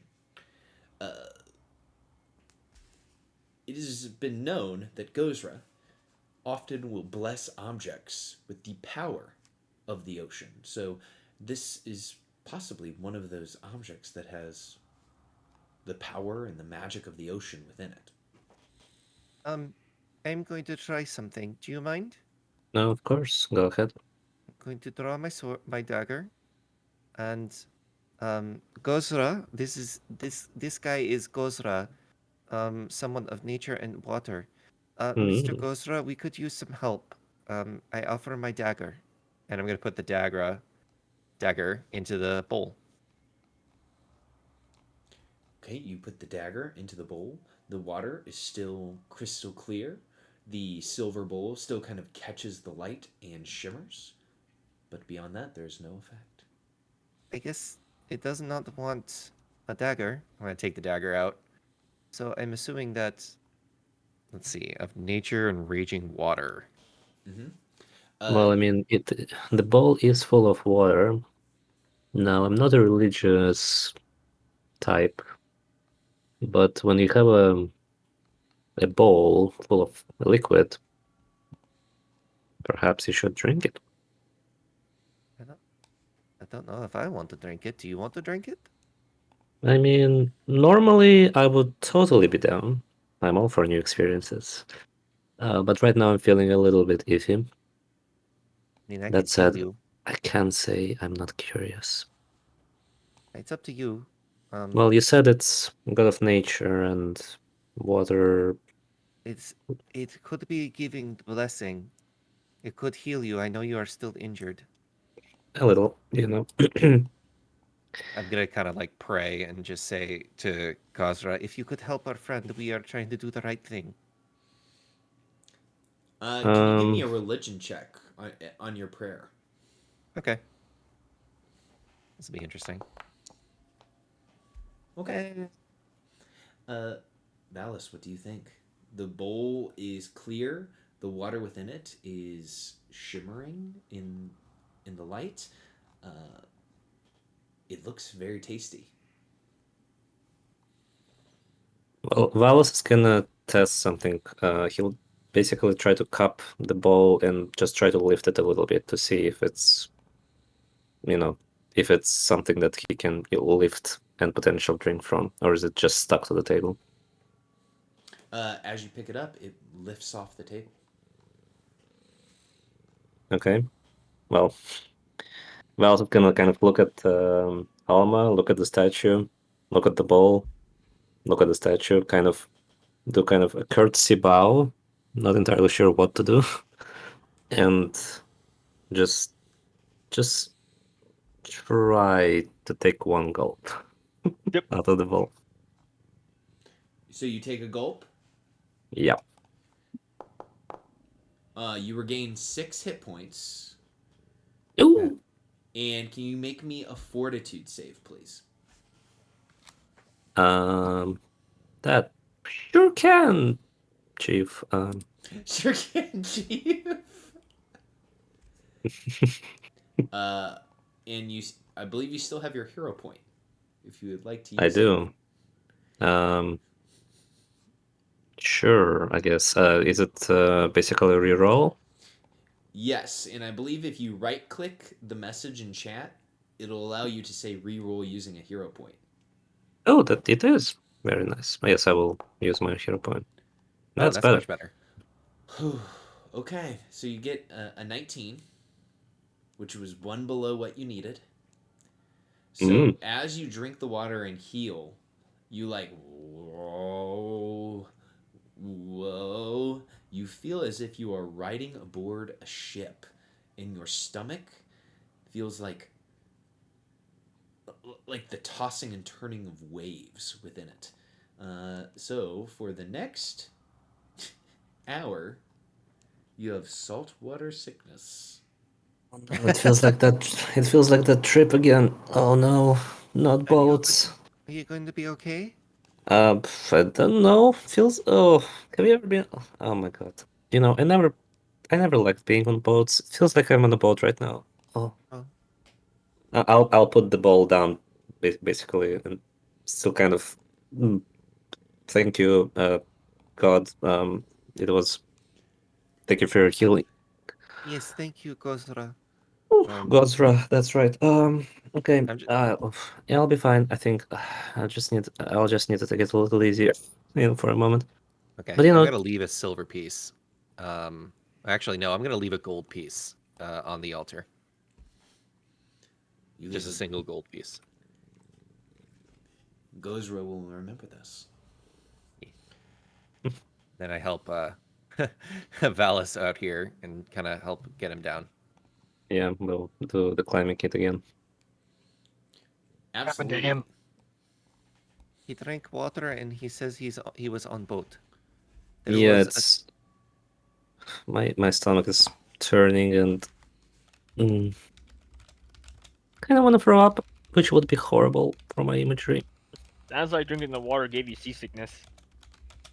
Ask the Gostra god of nature and oceanic rage. Okay, so mechanically, what does it do?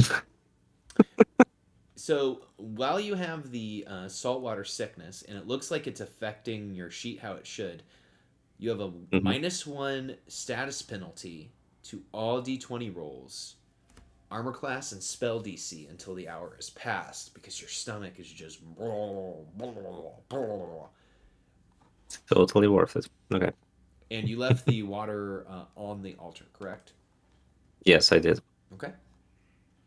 I left a gold piece there. Excellent. Okay. Gozro will remember this. Yeah, We so cannot just go down because of walls. yeah. Oh, there's a wall. Oh yeah, Mhm. there is a wall. You guys are down. All right. So, shall we? Do you think we should scare them, the kobolds? Well, I could just charge straight at them. I mean, I can make my voice very loud and I don't know, maybe I scare would them. like to see that. I don't know. What do you three want to do? I mean, either way, Well, I don't think a fight is avoidable. So well, we can certainly try. I mean, it's Sure.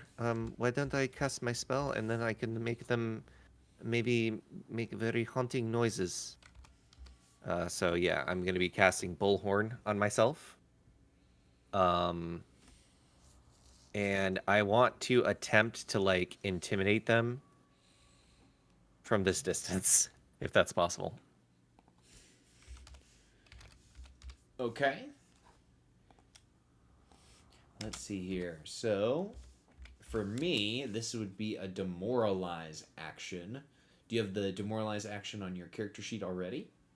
I do. Okay. I believe if you target the kobolds that you can see. I only see one barely. Mhm. So, yeah. And then an intimidation check, you said? Yes. All right. Okay. So it's more of coerce. All right. That's fine. Almost scary. So as you give out this demoralization, the kobold like flips around as they are frightened, and he shakes the other kobolds and he says, "Scary, scary! We gotta stop him." But I'm gonna stay here, and the other kobolds go, as they will roll into initiative. But that kobold has the frightened one. To initiative. Oh boy. This beginner box, it's pretty deadly. Let's see here. I could technically use intimidation as my initiative, couldn't I? Yes, I would allow you to do an intimidate initiative here. First time ever. Ha! Well, that sucks. Now, where is Lung? Great question. Maybe here. There we go. Nice. Hey,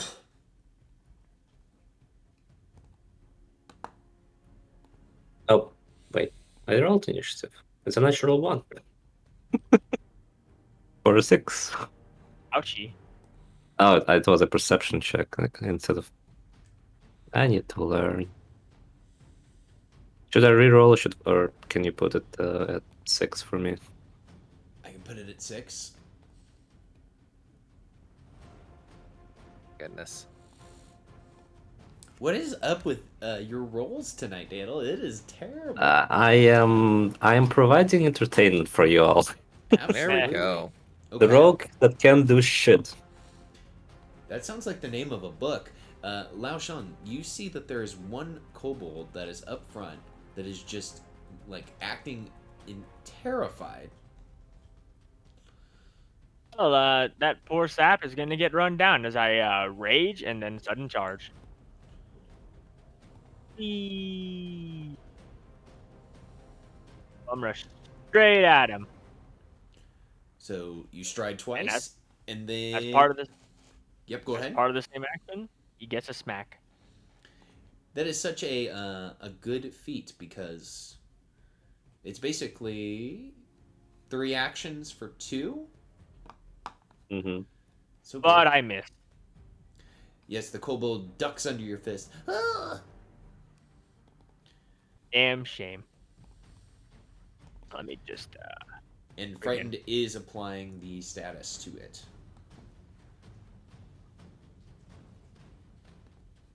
There we go. And that's my turn. Okay. Iskek, you just saw Lao Shang run forward, and the kobolds are looking surprised at this sudden combat. Seeing Lao Sheng do that, Hizek does the same.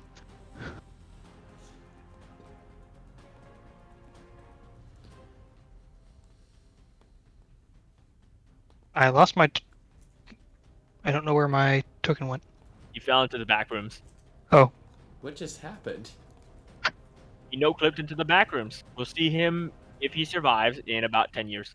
Yeah, no, literally, your token like just flew off a screen. There we go. That was strange.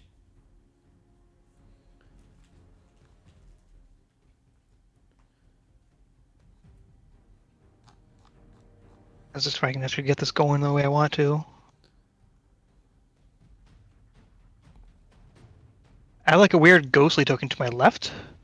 Yes, that is a mod, so it shows us your original position. I see. Mhm. I am unable to move my token. Oh, there we go. But where'd I go? The back room. Again? No, you're right there. Over here.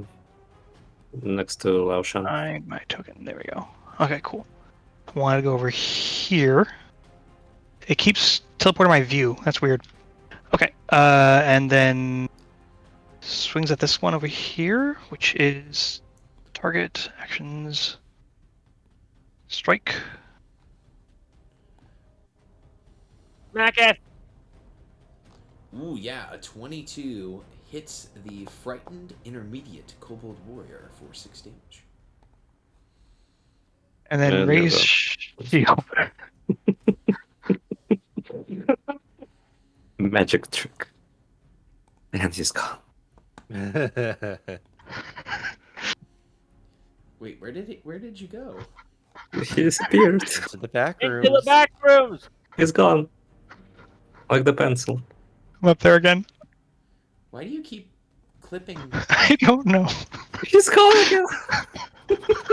Oh my god. You see, he's become a face spider.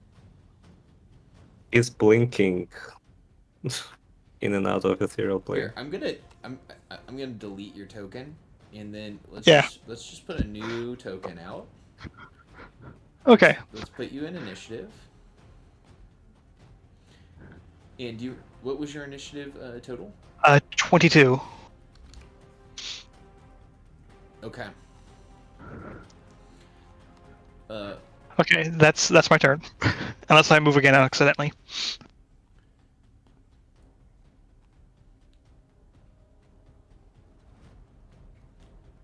Okay, the retrogressive kobold is going to do its hurried retreat as an action.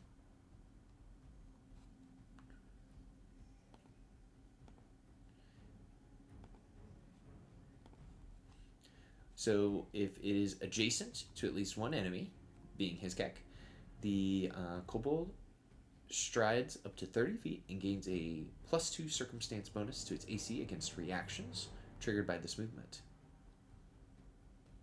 So I do get an attack opportunity, but they get a bonus to AC. Correct. So it's going to move this direction as it moves out of your range.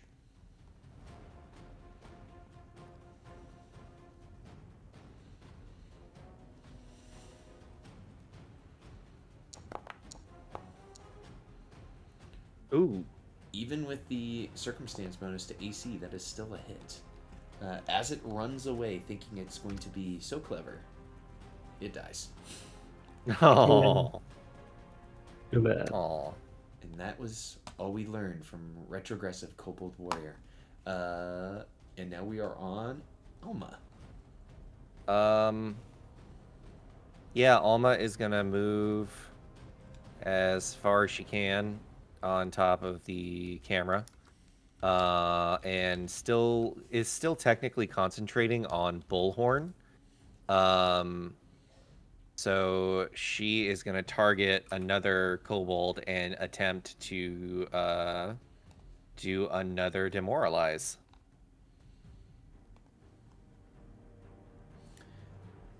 Give me that Yeah. demoralize. Yeah. She's just gonna do a haunting melody almost. She's kind of singing in like 5 different voices are stacking on top of each other, and it's loud and it's jarring. That is a critical success, so the creature is now frightened 2 by your fear effect. As it's like, Yeah. What is happening? I'm assuming I can't do that again, right? Demoralize? Yeah. Demoralize says it's only one action here. Did a stride and a demoralize. I mean, I have Bullhorn in effect, so it's loudly. So I was wondering if I could technically demoralize the other kobold as well. I believe you can. Just let me look here at this. I mean, my voice can be heard within 500 feet. So, if anything, the people in the bar are probably hearing what I'm saying. Yeah, I don't think there's any reason why you cannot try to demoralize the final kobold. Okay, cool. I'm gonna try one more time with a haunting melody. That's a failure. They are not and demoralized. yeah, I think Bullhorn drops at this point. Yeah, Bullhorn drops, and that's my turn. I got you. The infectious kobold warrior. It saw you strike out at its creature with it, and with that, it's going to pause there for a moment as it's going to take its turn. And let's take a quick break, everybody, to grab a drink and go to the bathroom. And let's meet back here at about 11:20. Sound good, everybody? All right. Cool. Yeah. Mutant.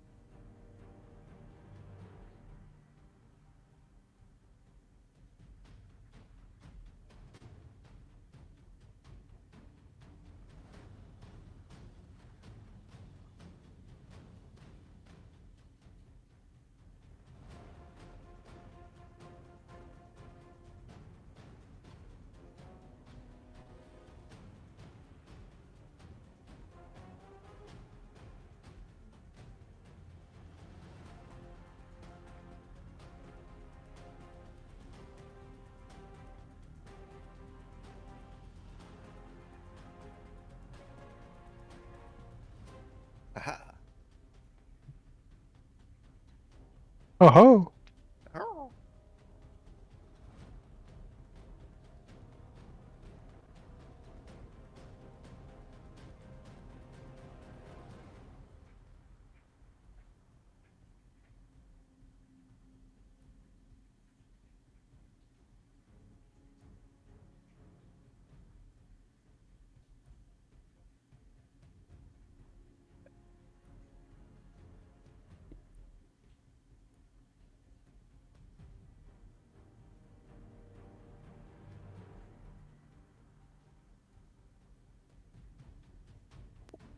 It's very funny because I technically did another beginner's box with some other people, and the exact same shit happened. The rats like took another person down and got like nat 20s on all of us.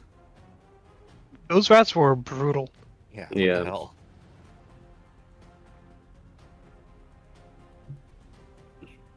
Not doing enough demoralizing.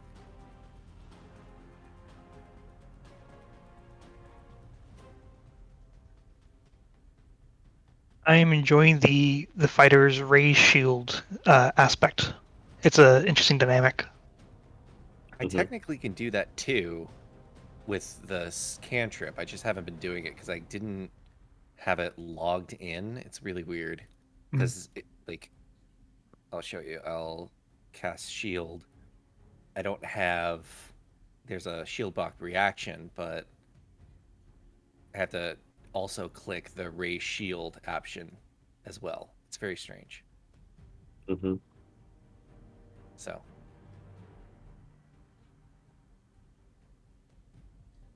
some things are optimized, some things aren't. Yeah, when I got my character all set up through the Pathfinder system directly to Foundry, there wasn't any options in there for like raising shields. It wasn't added as an action or anything. I mean, there is a raise a shield action. Yeah, I had to add it myself though. Same with the demoralize. Oh yeah. Like you have to drag and drop the actions. It's really weird. Whoa.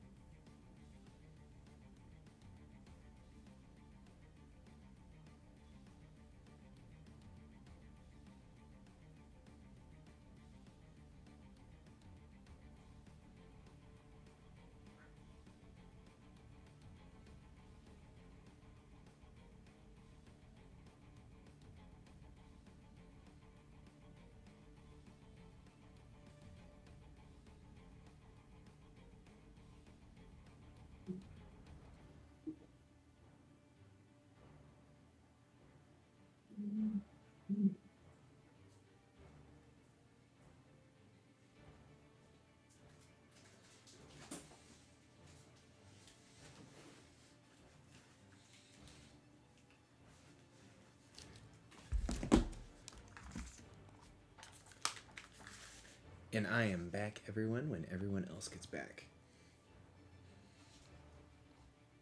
Are we all I'm back? here. No, you. Oh. Well, fine. I think we're think all we're all here. here. Yeah. All right, so we left off with the infectious kobold warrior. Okay. It saw Hisgak take out its friend Retrogressive, so it is actually going to stride using one of its movements. And let me confirm. Yes, it only has a 25-foot speed, so it'll move to here. And as it runs up to our friend, Lao Shang, it will attempt to stab you with a spear. Shine is a surname, not the name. Oh, I love that. And it whiffs. And it will go for another spear attack. and it whiffs again, missing as it screams, "Damn it!" Now, Touchy, we are going to introduce this mechanic here. Flanking! Oh my, oh my. So, Hiskek, you are being flanked by these two kobolds. So, while flanked, you are considered flat-footed, as you have kobolds on either side of you, poking at you with their sticks.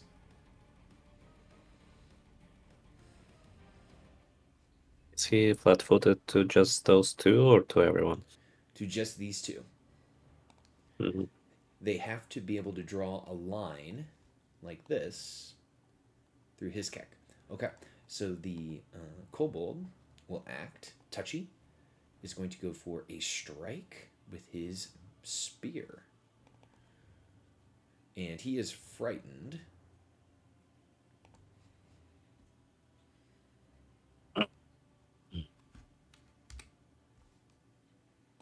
Oh, let me make sure that your DM is following his rule about trying to target. And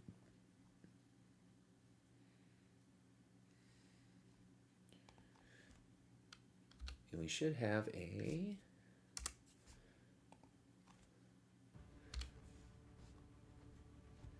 Now let's see if it adds in the flat-footed. Critical miss. Critical miss. Misses by 12. It did. Yeah, it did have it. So it totally misses you with its first attack as it screams, "Ah!" And it just looks like, "What? I should have hit you. No!" So it will attack again, this time with a -5.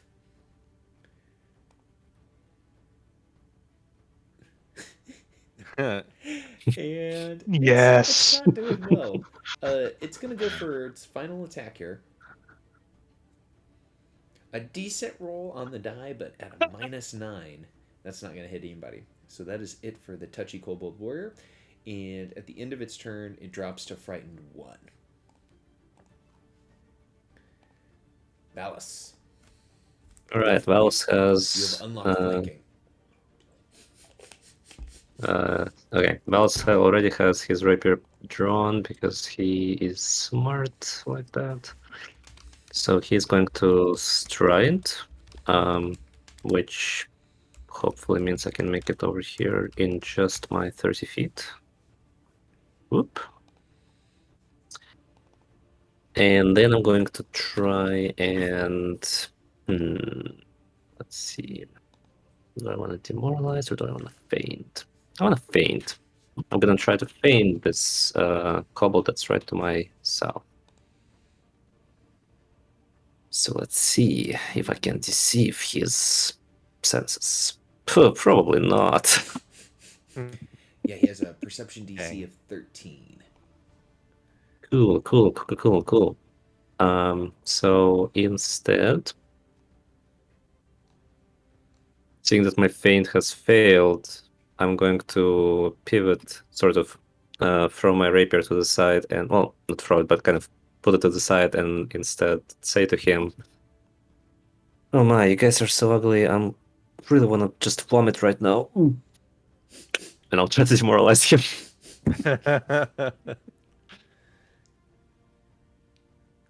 Absolutely, give me that demoralize. Yeah, let's see. Demoralize. Do I get anything, like any bonus for the fact that I'm actually about to vomit? Yeah, I'm gonna give you a +1 circumstance bonus because you are pantomiming it so well. Thank you. You are welcome because you're actually. I'll need that to overcome the sickness. Get down, get up, Hey, get down with the hey. sickness. Fuck yes. So the creature becomes frightened too, like, "No, don't cover me with puke. No." No, I will. Just give me a moment.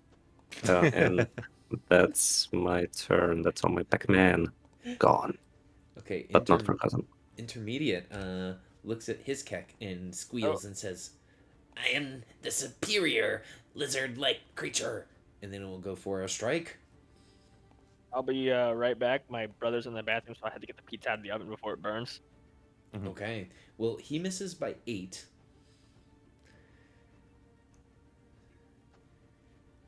It's just not going well for this kobold. It'll go ahead and try to go for. Oof. And Yeah. it is just going to go ahead and do a hurried retreat here. So it's going to stride up to 30 feet. And it gains a 2 circumstance bonus against reactions triggered by this.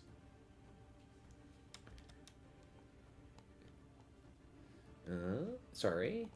So it moved 10 feet to there. This would be 15. Oof. I think it can't just like slip past you here, Valis, so it's just gonna move to. It'll actually move to the corner.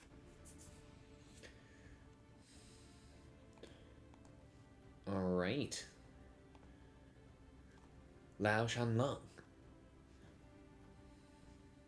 Oh, they were getting pizza. They were getting pizza. We're gonna delay them to 16. So, Hizek, you are up. Hizek strikes the one still nearby. Absolutely. Oh, and you are no longer flat-footed because no one is flanking you. Oof, that's a hit.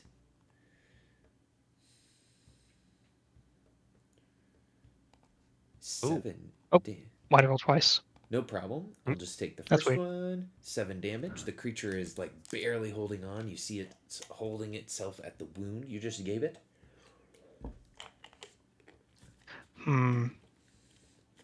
Suppose he will swing again. Sure.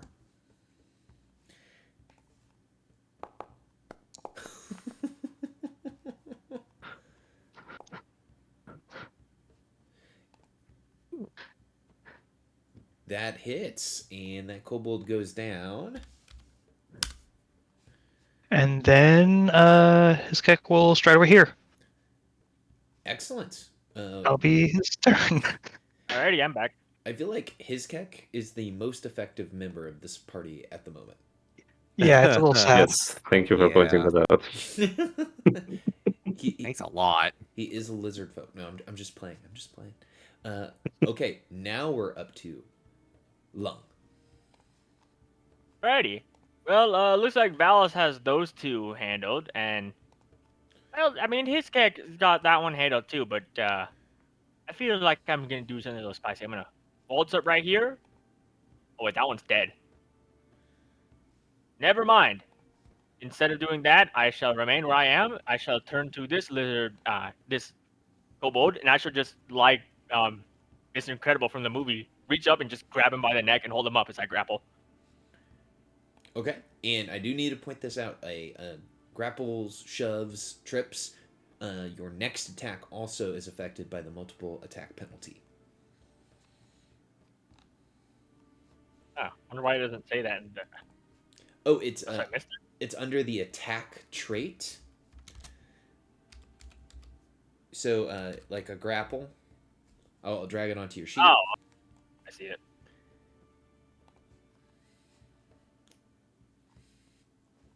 Anyway, I grab him by the neck. 18. 18, and this is against the Fortitude DC. That is a success. It's not a critical success, but it is a success. Kobold is grappled, and I shall proceed to pound his face in.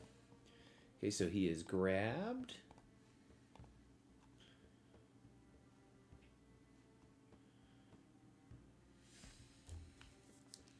Dang it.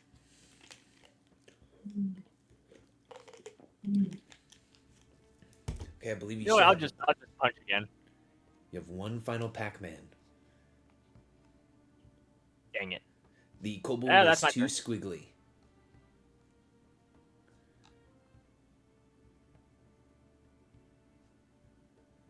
Okay, moving forward, Alma, you see that there are 2 kobolds left that are squiggling against your allies. I'm gonna try to kind of push past Valis. Excuse me. Try to get there. I'm gonna see the kobold in the corner. I'm gonna target this kobold and reach over, and I'ma just bite its neck. Hardcore. Yeah, I could probably. That's the +4 at this point, right? Because that's the first attack I'm doing. I did a stride, and now I'm doing an attack. Correct. This would be +4. All right, let's see what happens. I might bite your hand. Nom nom nom nom. You do not bite the hand, you bite the kobold. Please roll Yeah, damage. Damage. 4 damage. 4 damage. The kobold is still wiggling, but now it looks like it's. Oh, I should have showed you guys. This is what the kobolds look like. I'm just gonna bite it again. It's like, I don't know what to do. I'm just gonna bite again. Nom.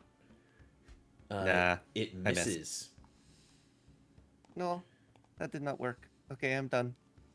Alrighty. Infectious is grabbed. You are holding it aloft. This is for all of us to learn. You are held in place by another creature, giving you flat-footed and immobilized. If you attempt a manipulate action while grabbed, you must succeed on a flat check or it is lost.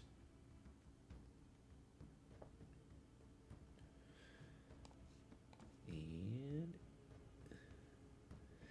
so you have it grabbed and ending grabbed. I'm just we're all learning this here.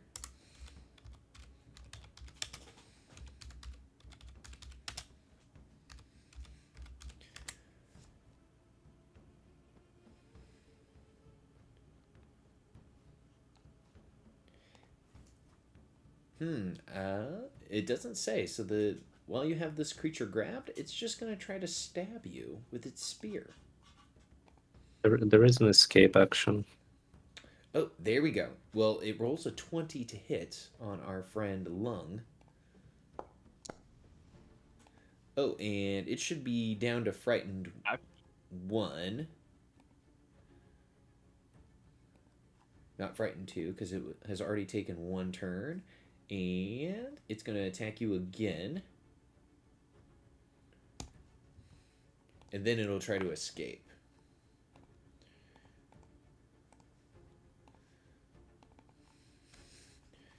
Let me drag escape onto its character sheet. Okay. It is... You can attempt to escape from grabbed, immobilized, or restrained.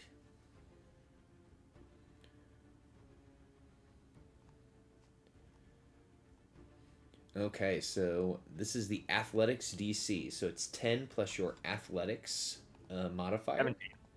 17, okay. It's going to make an unarmed attack. Which is gonna be at -10. Although I don't know if it's a check. It's not.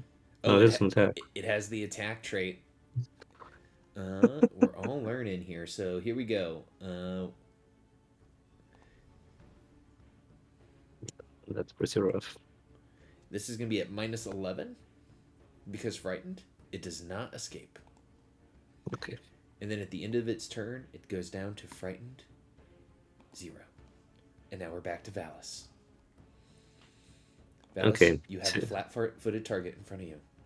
Yeah. Seeing it in a precarious position, Valis is just going to simply stab it while saying, "Let me save you from my vomiting." So rapier. Flat-footed. Well, never mind. It's flat-footed already. It's gonna. Sure, it's gonna account for it. You did it. That's And critically so. Fatality. Wow. So much damage. That is a lot of damage. That is 12 damage. This creature only had 4 hit points left. So it explodes into a cloud of viscera. I rolled pretty shitty on that as well. All No, over that my wasn't enough. scale.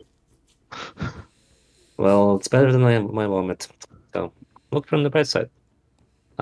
Okay, and seeing that this thing is dead, I'm going to stride. One, I guess that'll be 10. And no, I'm not gonna come too close to it. So instead, I'm going to spend my last Pac-Man on trying to. Actually, I don't know. Because it's already frightened, so if I try to demoralize it, it's not gonna do much, right? I believe so, because it's already frightened 1. Okay, let's. I'm gonna pull out a dagger for my last section, There you go. You've got a and dagger in that's gonna hand. be my turn. Okay, intermediate kobold warrior is frightened. It sees its friends have died. It's gonna go for broke here. It's going for a spear attack. Ooh, it misses. After it misses, it thinks, maybe I can get out of the way if I do this. And it's going to attempt to trip you, Hiskek. So this is going to probably go terrible. And it's going to have a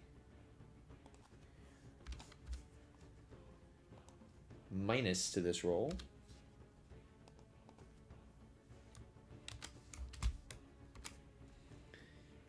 Here we go. Are you sure the penalty only applies to all with the attack or just the attack roll? 'Cause what I'm getting the impression of is that if it has an attack on tag, it increases the effect, but doesn't apply to that unless it's an attack roll. An ability with this trait involves an attack. For each attack you make beyond the first on your turn, you take a multiple attack penalty. Okay. That's what it says here on the attack trait. So, because this guy attacked, this is not a 20. This should be. Let's see. Strength is +1. It rolled a 19. So that's +1. So -1. And then minus another 5. So that should be a 14. So that fails your reflex DC. Is my reflex DC 10 plus my modifier? Yeah, it says your reflex DC is 16. Okay, cool. Yep. Yeah, so it had to get a 16 or better to trip you, which it doesn't. It didn't give me my -5 on there like I was hoping it would. That's okay.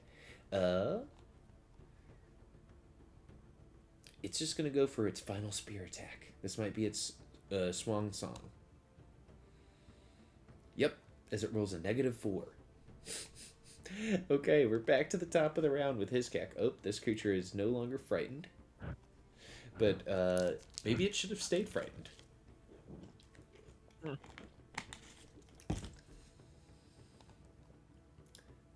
Ooh. This creature is no more. And it Aw. falls. The Very early, kobolds tasty. were no match for you, even though rats were. We will end the encounter. That one much better. This large room looks like it was once a storeroom for the building above. At the far side, you can make out what might have been a cage or a cell, but is now full of crates and barrels. You guys saw that the kobolds were trying to get into the lock, because there's a lock here that you could open.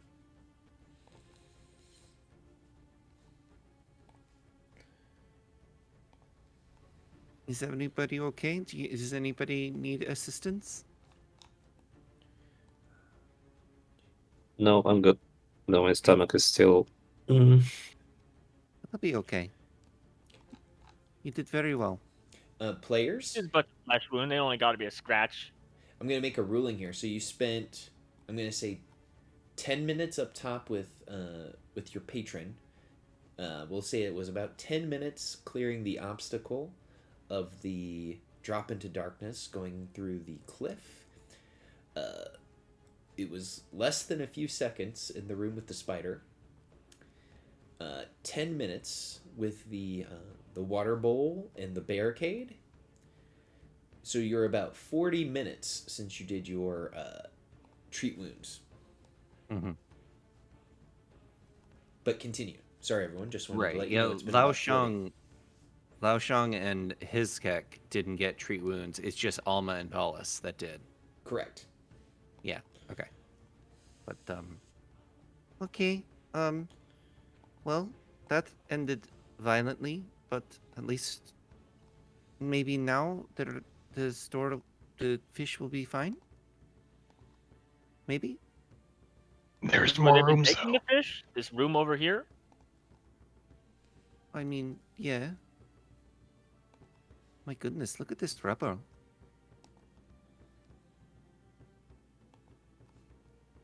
Locked.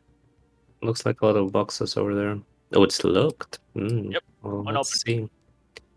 Well, it's going to once again give it a look-see, just to make sure that kobolds. I mean, kobolds were defending it, so probably wouldn't trap it, but pays to be careful.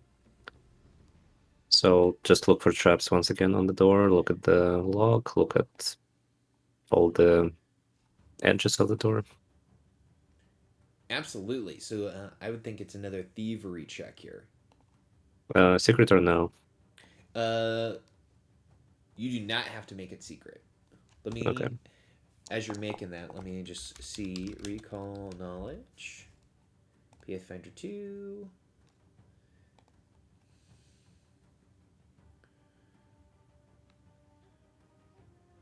And as I'm checking, I'm also pulling out my thieves' tools.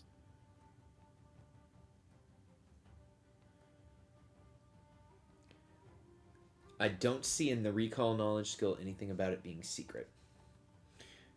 Okay, so you've got your thieves' tools out. You do not see any traps, but you do see a relatively, you would say, middling lock here that's in front of you. Hmm. Now I'll turn to others and say, I'm in this mostly for sport, you know.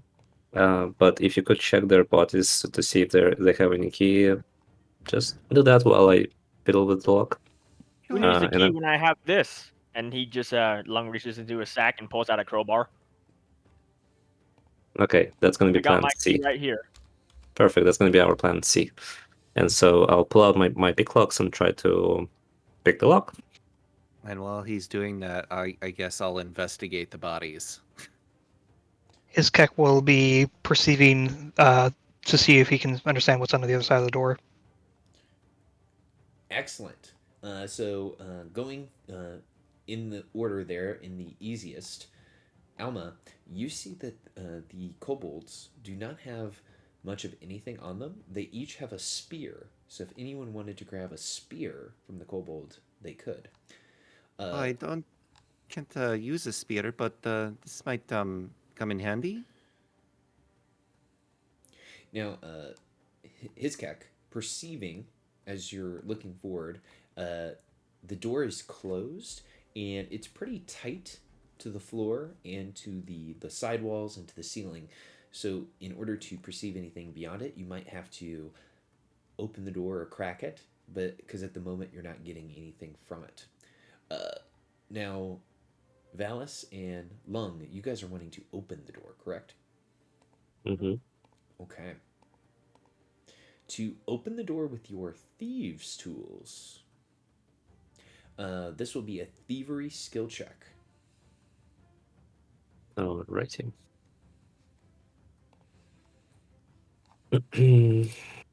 Thievery.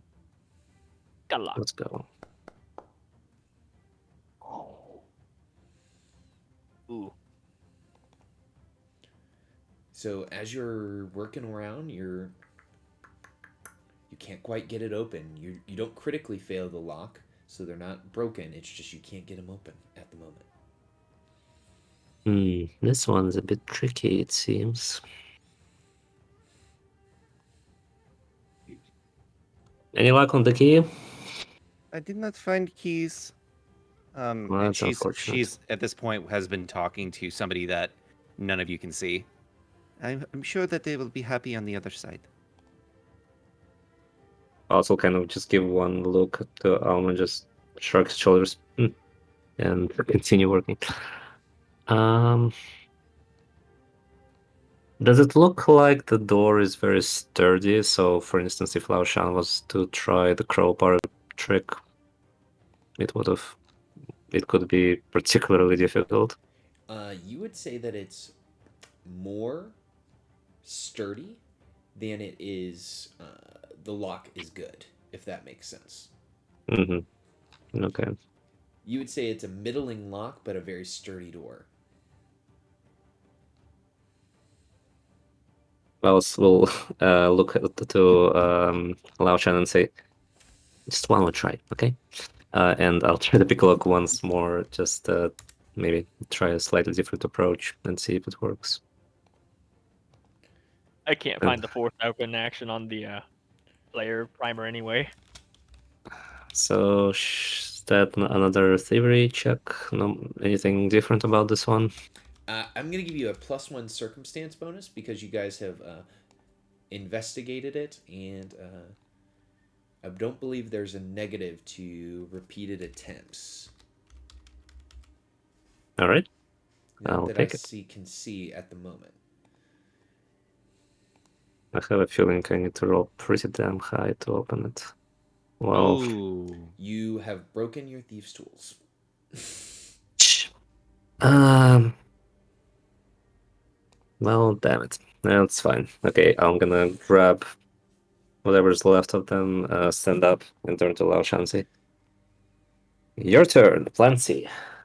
And I'm gonna Good luck. wander to the side. Now All right, I your take my crowbar, jam it into the crowbar. lock, and I shall try to force open. Yeah, while he's doing that, I'm going to pull out my replacement picks and repair my thieves' tools. Which I don't think. So it says you can replace the lockpicks, and it doesn't require the repair action. Uh, So I'm just gonna delete the replacement picks. Being prepared. 22. Mm-hmm. I anticipated my failures. Oh, so without a crowbar, prying something open takes a -2 penalty to the athletics. Okay. With a 22, you feel the bars give way, give way, give way. And the lock unlocks. I broke it. Good. Alma collapse. Now then, what do we have here? I There- shall check the crate. There is a pile of old crates and a few barrels. Most of them contain long spoiled food and stained clothing. One of them contains a pile of treasure. Oh, well, this is unexpected. What do we have here? Inside, you find a pouch. Inside the pouch, there is 200 silver pieces. There is a ring, which you imagine would be worth about 5 gold, and a short sword, but the short sword glimmers in the light. You see that it has blue etchings along its handles, and you think that this might be a magical weapon as you are looking upon it. Did you find anything? I'm holding up the blue sword to the torch I'm holding, shifting it back and forth to show the light and say, "Yeah, this looks pretty fancy." Oh, let me see. And I'm going to read aura. Yeah, this is a magical +1 short sword. Oh, it's a magical +1 sword. Well, actually, I wouldn't say that. Oh, that is a magical sword. Neat. What that means mechanically, it's agile, it is finesse. It has the magical property and the evocation property. That might be good for you, Valis. It certainly would. I didn't want to impose, but I'm pretty good with finesse weapons. I'm good with my fists. You want it? Take it. Thank you, Sink. Thank you. I'll take the short sword. What is behind this door, Hizek? I don't know. Should I look? Be careful, please. Hizik will crack open the door. Sure. Which hero would like the gold ring? Can I read order on that gold ring? Yes, the ring reads no auras. It appears to be a mundane ring. I'll take the ring. If Can I have the ring? It's very pretty. Mm, Well, Oh, I got a sure. sword. It's only fair. And everyone, would you want to split up the silver evenly? So everyone would get there's 4 of you. There's 200 silver, so that's 50 silver apiece. Sure. Thank you. Where would that be? Inventory. Yeah, so I just added it to Alma's sheet. Whoops. So Let me remove the 50 that I added. so Hizkek, Lung, and Valis can each give you each other, or excuse me, can give themselves There we go. 50 silver. As you crack open the door, the short hallway has smooth walls of worked stone with a door at either end. Though the door at the far end is closed, the floor is tiled with large square stone tiles. This smells fishy to me. No pun intended. Why does it seem like these hallways are getting more and more well crafted? Like there Mm, is a dungeon underneath. Very strange. Heroes, as you're looking into the hallway, I would like each hero to give me a perception check.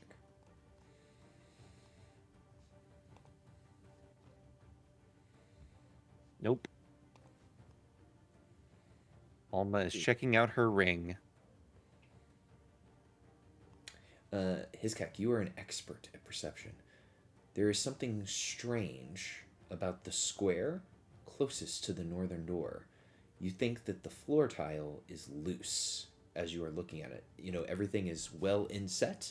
The floor tiles have been caulked well, except for that one. There's a tile far end by the door that is wrong. It is loose, maybe trapped. I was gonna say this looks like a kill box, not just a corridor. I can throw a Well, javelin at it and see what happens. We indeed. have the spears. You could take one of the spears from the kobold. They're Or not going take- to use it. Or take a kobold and just throw him on there. That too. Yeah, that'll be better. I'll walk over, pick up a kobold corpse, and toss it over on that tile.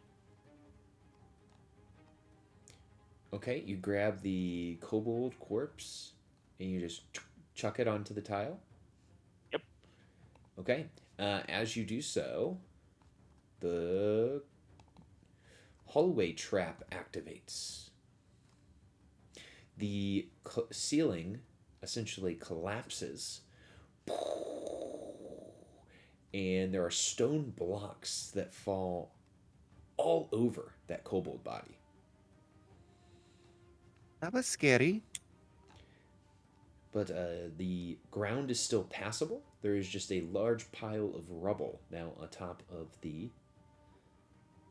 stone tile that is in this room. Seems safe. Yes. I'll be right back. I'm gonna get me some of that pizza because I'm starting to get the low calorie. Mm-hmm. Hizkek Okay. will peer through this door by cracking it a bit. Okay. As you peek through the door, you see something kind of interesting. There are no other traps that trigger, but maybe something that's more confusing. The door to this chamber kind of silently glides open to reveal a long room 2 stone statues of priests stand in the corner along one side of the room, facing a towering statue of a man holding out both of his hands, palms up. In front of the statue is a stone altar holding 9 golden coins. Oh, it's another puzzle. I might be able to help with this. Let me see. As you And move into the room, a Uh-huh. voice booms out from the altar. In my hands, I judge the value of all wealth, rising up whichever is greater. One of the coins is a deception. Find it using only 2 judgments and receive my blessing. Oh no, it's that thing. Interesting. I am going to read aura on the coins. Okay, let me see here. So, as you are reading aura on the coins, all 9 of the coins are magical. Well, they're all magic. I don't really know what to do. I can't really Well, see in here. So I'm gonna light a torch. well, I There we was just go. going to think for a minute as I'm thinking to myself for a minute. I don't know. I feel like if you have Alrighty, all I'm back. those coins, then you have 9 coins.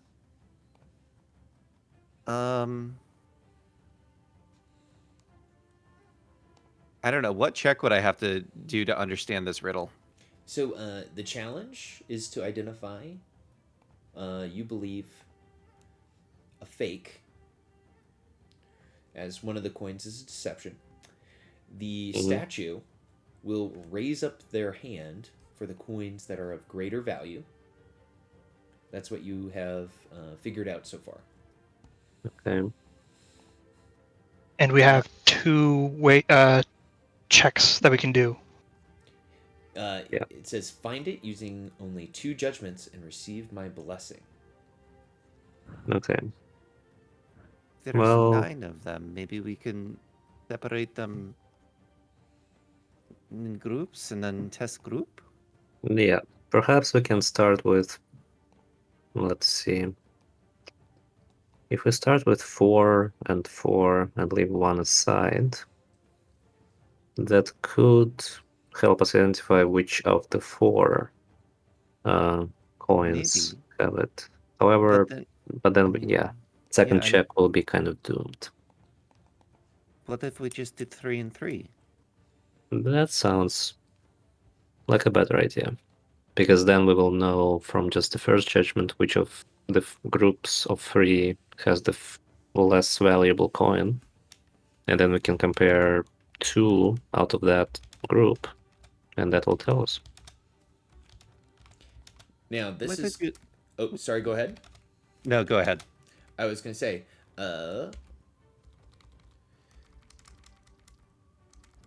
so in the chat,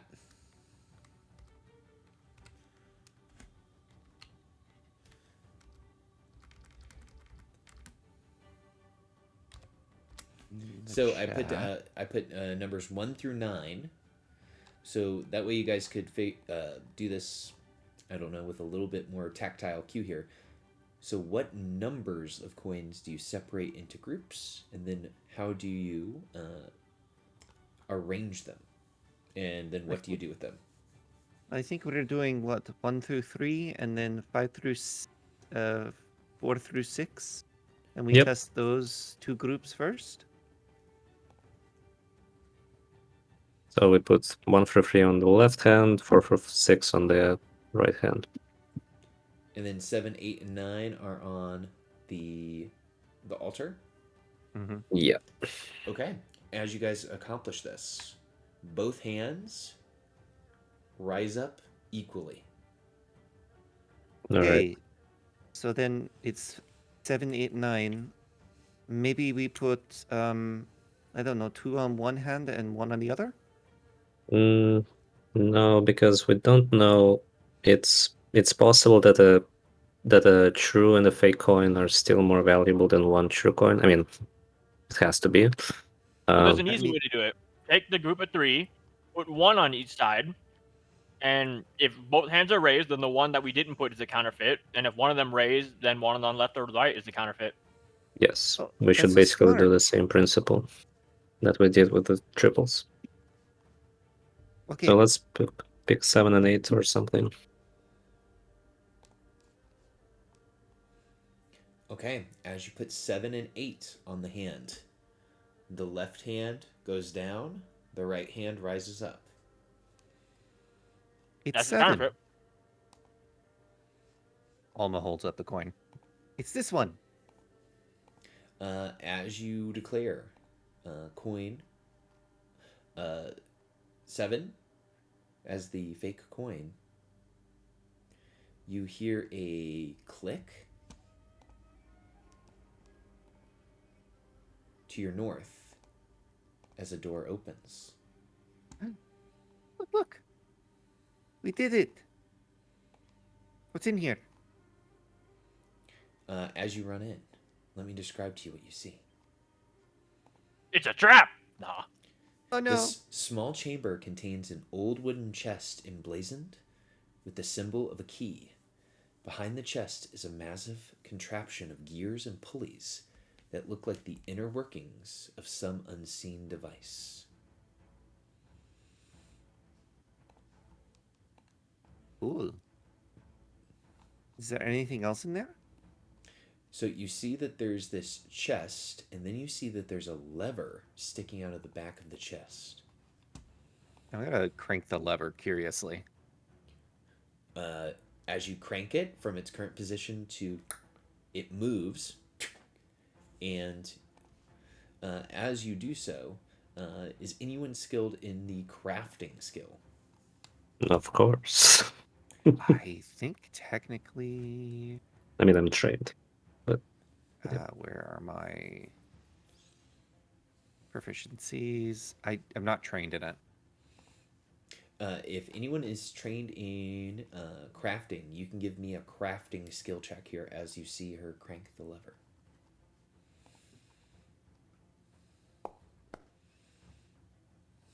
Hey, Valis, you are beyond the shadow of a doubt sure that that is the lever to activate a trap. So you heard a click, so you're pretty sure that there is a trap. Probably in the room beyond, you guys can kind of see through some small pinpoints of light, the room beyond, that there's now a trap active in that room. Oh, I think that lever just activated a trap in over there. And I'll point to the left. Whoa. should I go back and get another kobold corpse? I mean, we can't get in there, right? You guys did see another door to the north. Now, as you guys are kind of looking through to where that trap may have been activated, you hear small voices coming through. You hear him say, "The new pet is surely going to be good for the boss, isn't it? I can't wait to see the plans for the new town up above." Well, that doesn't sound good. Shall I entice them over here, maybe? And then we could activate the trap. That sounds like a good idea. Well, the trap is active right now. Um, And there is I a guess- treasure chest in here as well. Oh. Let's open it. Okay. It is a mimic. No, I'm just kidding. Inside, Oh. you see that there is It's a greater mimic. a rolled up piece of parchment inside of a scroll case. There is a small glass box containing a single emerald. And then there is a coin pouch. reading aura on the emerald. The emerald is very pretty, but it is not magical. Oh, it's a pretty emerald. It is not magic, though. Let me give it a look. See, can I just from experience tell roughly how precious or how valuable the emerald is? Yes, this is worth probably 20 GP. All right. And if we check the coin purse, how much has been there? Oh, and this is a fun feature. I can distribute the coins to you guys. There's 4 gold coins, 24 silver coins, and 214 copper pieces. Well, Lot of I say money. that we split the coins equally, but then keep on the emerald well and see what to do with it later. Okay. Um, let me try to entice them over here. Okay? Sure. You ever wonder how this money ends up down here? Just conveniently partitioned up in chests like this? Not really. You know, when something is defended, it means something is worth defending, so I just typically seek things that are defended and don't question it. Well, I'm only thinking out loud here. Hmm. So Alma activates Bullhorn, and you said that we could see through there. Yes, they are like little pinholes. So I'm gonna try to like speak through the pinhole and say, Hey, come over here. into the trapped area. Hola, ¿cómo estás? I am all alone and helpless.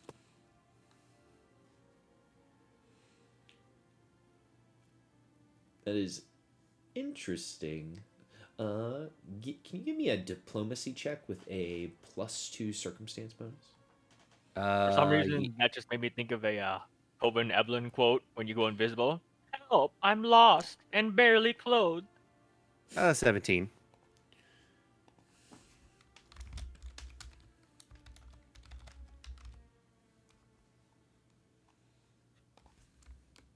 Uh, 17. Oh, my world just refreshed. Yeah, mine too. Sorry about that, guys. I didn't mean to refresh the world. Mine is fine. Oh, the camera view didn't refresh either. You hear some voices say, "Oh, there's people. You two, go check it out." Who would have taken the scroll? Probably Alma. Probably me. The only caster. Alrighty. Paper is not a good eat. I mean, if you need to, it helps. I guess. I will put that on your character sheet. Yay. I had to quickly change the scroll because the adventure made it a scroll that you guys could not use. So I had to make it Ah. a scroll you could use. Nice. So that is on your Ooh. character sheet. Okay. You hear the voice say, "Go check it out." And they go, "Okay, boss. We'll see what's up." Oh, this will be good. So as those two guys step out,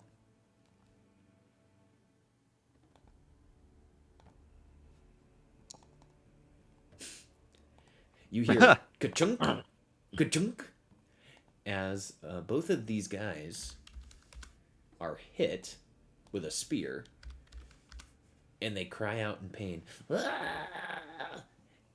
And they run back to their boss as they say, "Boss, the trap is active. It just hit us with spears. What do we do?" And they start yelling at each other in Kobold about how they've been damaged by the spears. Could I Heroes. reset the trap? The lever didn't ka-chunk back. It is still in the active position. I'm just gonna try to undo it to see if I can undo it. Sure, you put it to the inactive position. Using your previous roll, Valis, you believe that the trap now is inactive. Yep, Mm, that should have deactivated. Should we keep it back active? Well, if we're gonna pass through there, probably want to keep it deactivated, but if we want to, I mean, I don't think they're gonna fall for the same trick twice. Okay, we'll keep it inactive then. Yeah, let's keep it for now and Okay. see what's out there. The scroll is weird. It's some type of enfeeblement spell. It's interesting. I mean, I can relate right now, but um, seems useful. Can be. To adventure, I guess. Yes. So is this a wall that we had to Kool-Aid through, or Give I me don't see a door one anywhere. moment. Oh, Mhm. let me move Dolores. Right there. Yeah, there's a door right up here. Yeah, this is Oh, a, it's a because door you would of the be light. unable to Let's see. Kool-Aid through.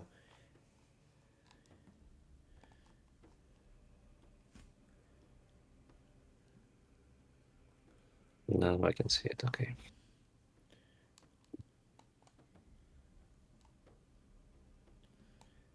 All right. I'd feel more comfortable if somebody else went first.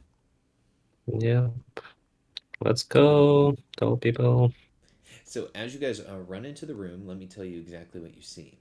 The door opens with a creak, revealing a massive chamber that looks like an audience hall.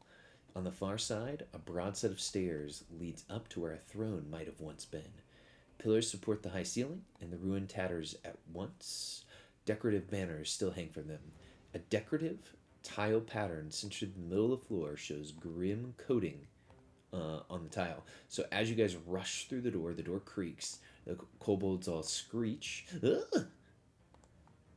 As they'll roll into initiative. As you guys run through, you see two of them, excuse me, have terrible wounds, probably dealt to them from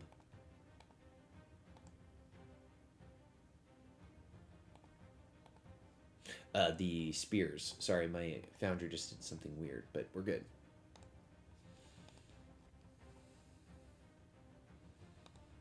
But you do see a different looking kobold is with them. Ooh.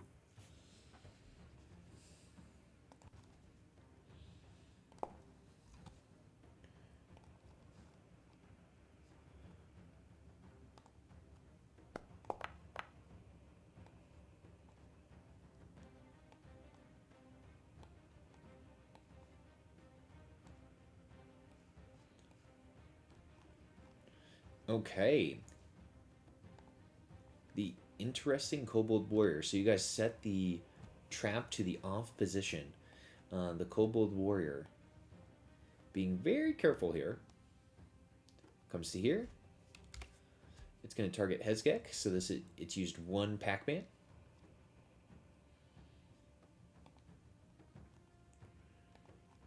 It's going to throw a spear.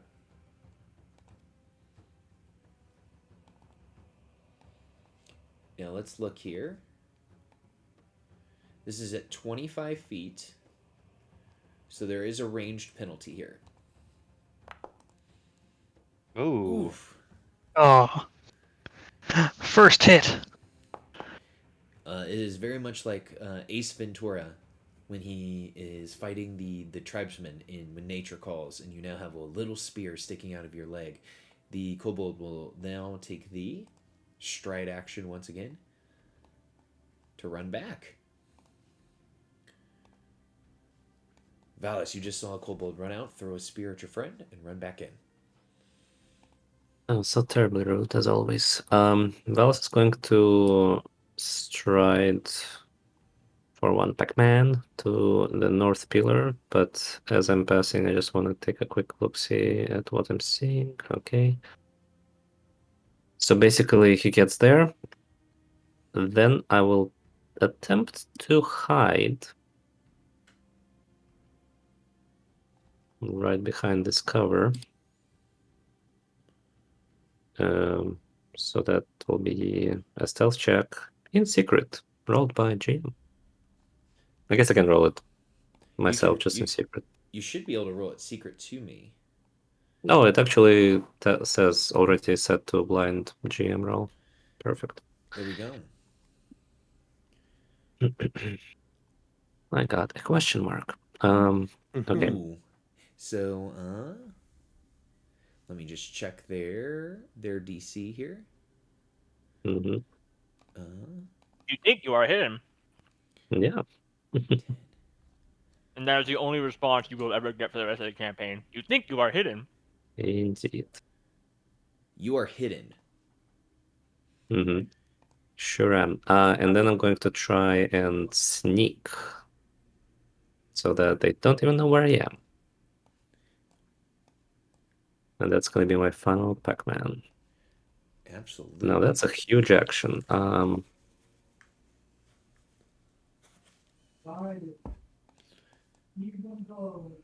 mean, basically, I'll probably just try to sneak a little bit closer to them, Mm-hmm. but while still ending behind cover. At least one wall. Okay.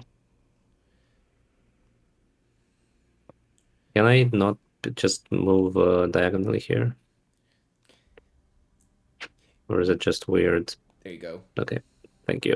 So that's 5, and then it's 10 more feet to end over here. And I think I still have cover from all of them.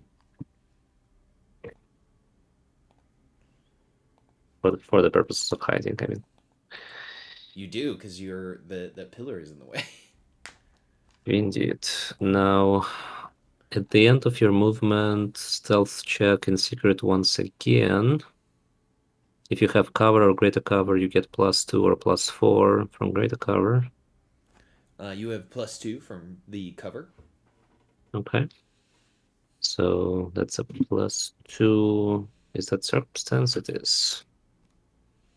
And let's go. A question mark once again. Okay, you are hidden. Perfect. And that's all my Pac-Man, and so that's my turn. Yeah, they have no idea where you're at. Lao Shan. Uh-huh. Lao Shan Lung. Now the traps aren't activated right now, is it? It is not No, it's activated. All right. First step, Engi.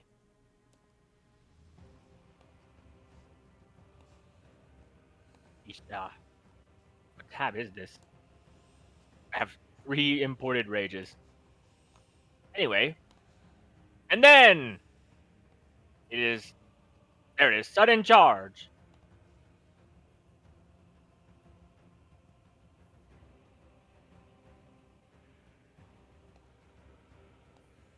I should go balls to the walls and punch this one. Let's see it. Give us your punch. First though, let me just do this since I edited it, so now the fire damage is actually on there. Okay, Punch!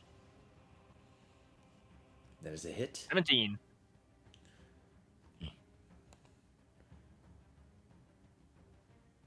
What? Why isn't it on there? What is on there Well, that's is this creature's 7 death. fire, 7 damage. Mm-hmm. So the creature falls dead. There are only 2 kobolds left in the room. Alright, that's my turn. Okay. Hizkek, let's see if you can do what others have failed to do. And that is kill a kobold. His kick prepares by sudden charging. Okay, I don't understand why that happened. Oh, did you disappear again? I'm in the upper left-hand corner again, yeah. Oh my gosh, why does that keep happening to you? I think it has to do with the sudden charge action doing something weird. Here, let's delete you. Because it seems like we can't fix it without deleting you. Okay. So I'll just next time say I'm using sudden charge and not use the thing. Yeah, that's super strange. And what was your initiative value? 16? Yep. Sounds right. And then sudden charging, striking this target. Ooh. A miss. I'm gonna use a hero point. Do it. They expire at the end of the session, so if you haven't used them, that turns Is it this like into a personal 20. attack or something? So you kill that kobold. Well, say that Cool. again, Ludimus. Is that like a personal attack or something? That was part of sudden charge. Yeah. And then I use hero point to be reroll the die. Ignore this. I'm just making sure the damn thing works now. Hey, well, Sure. that's better.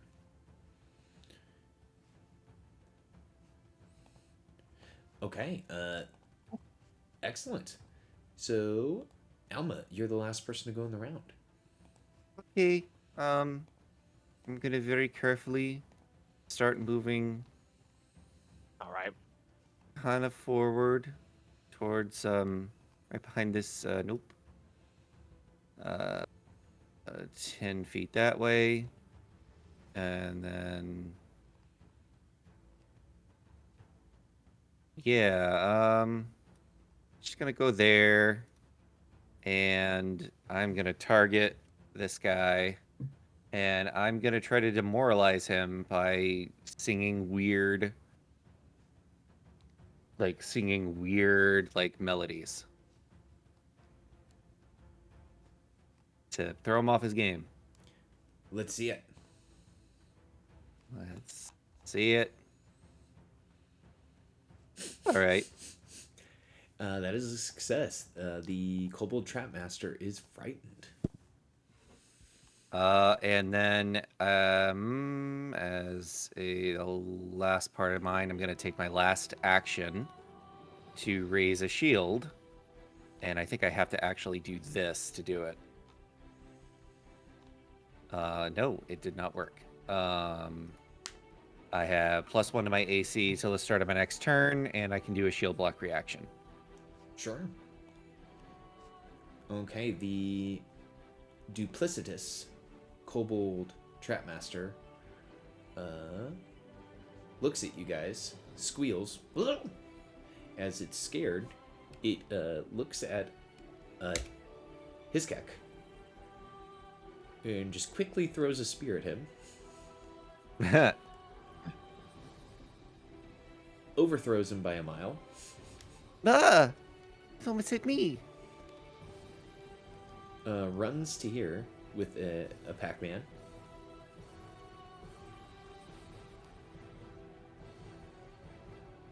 And then will use its final Pac-Man to hide behind this pillar with a stride action.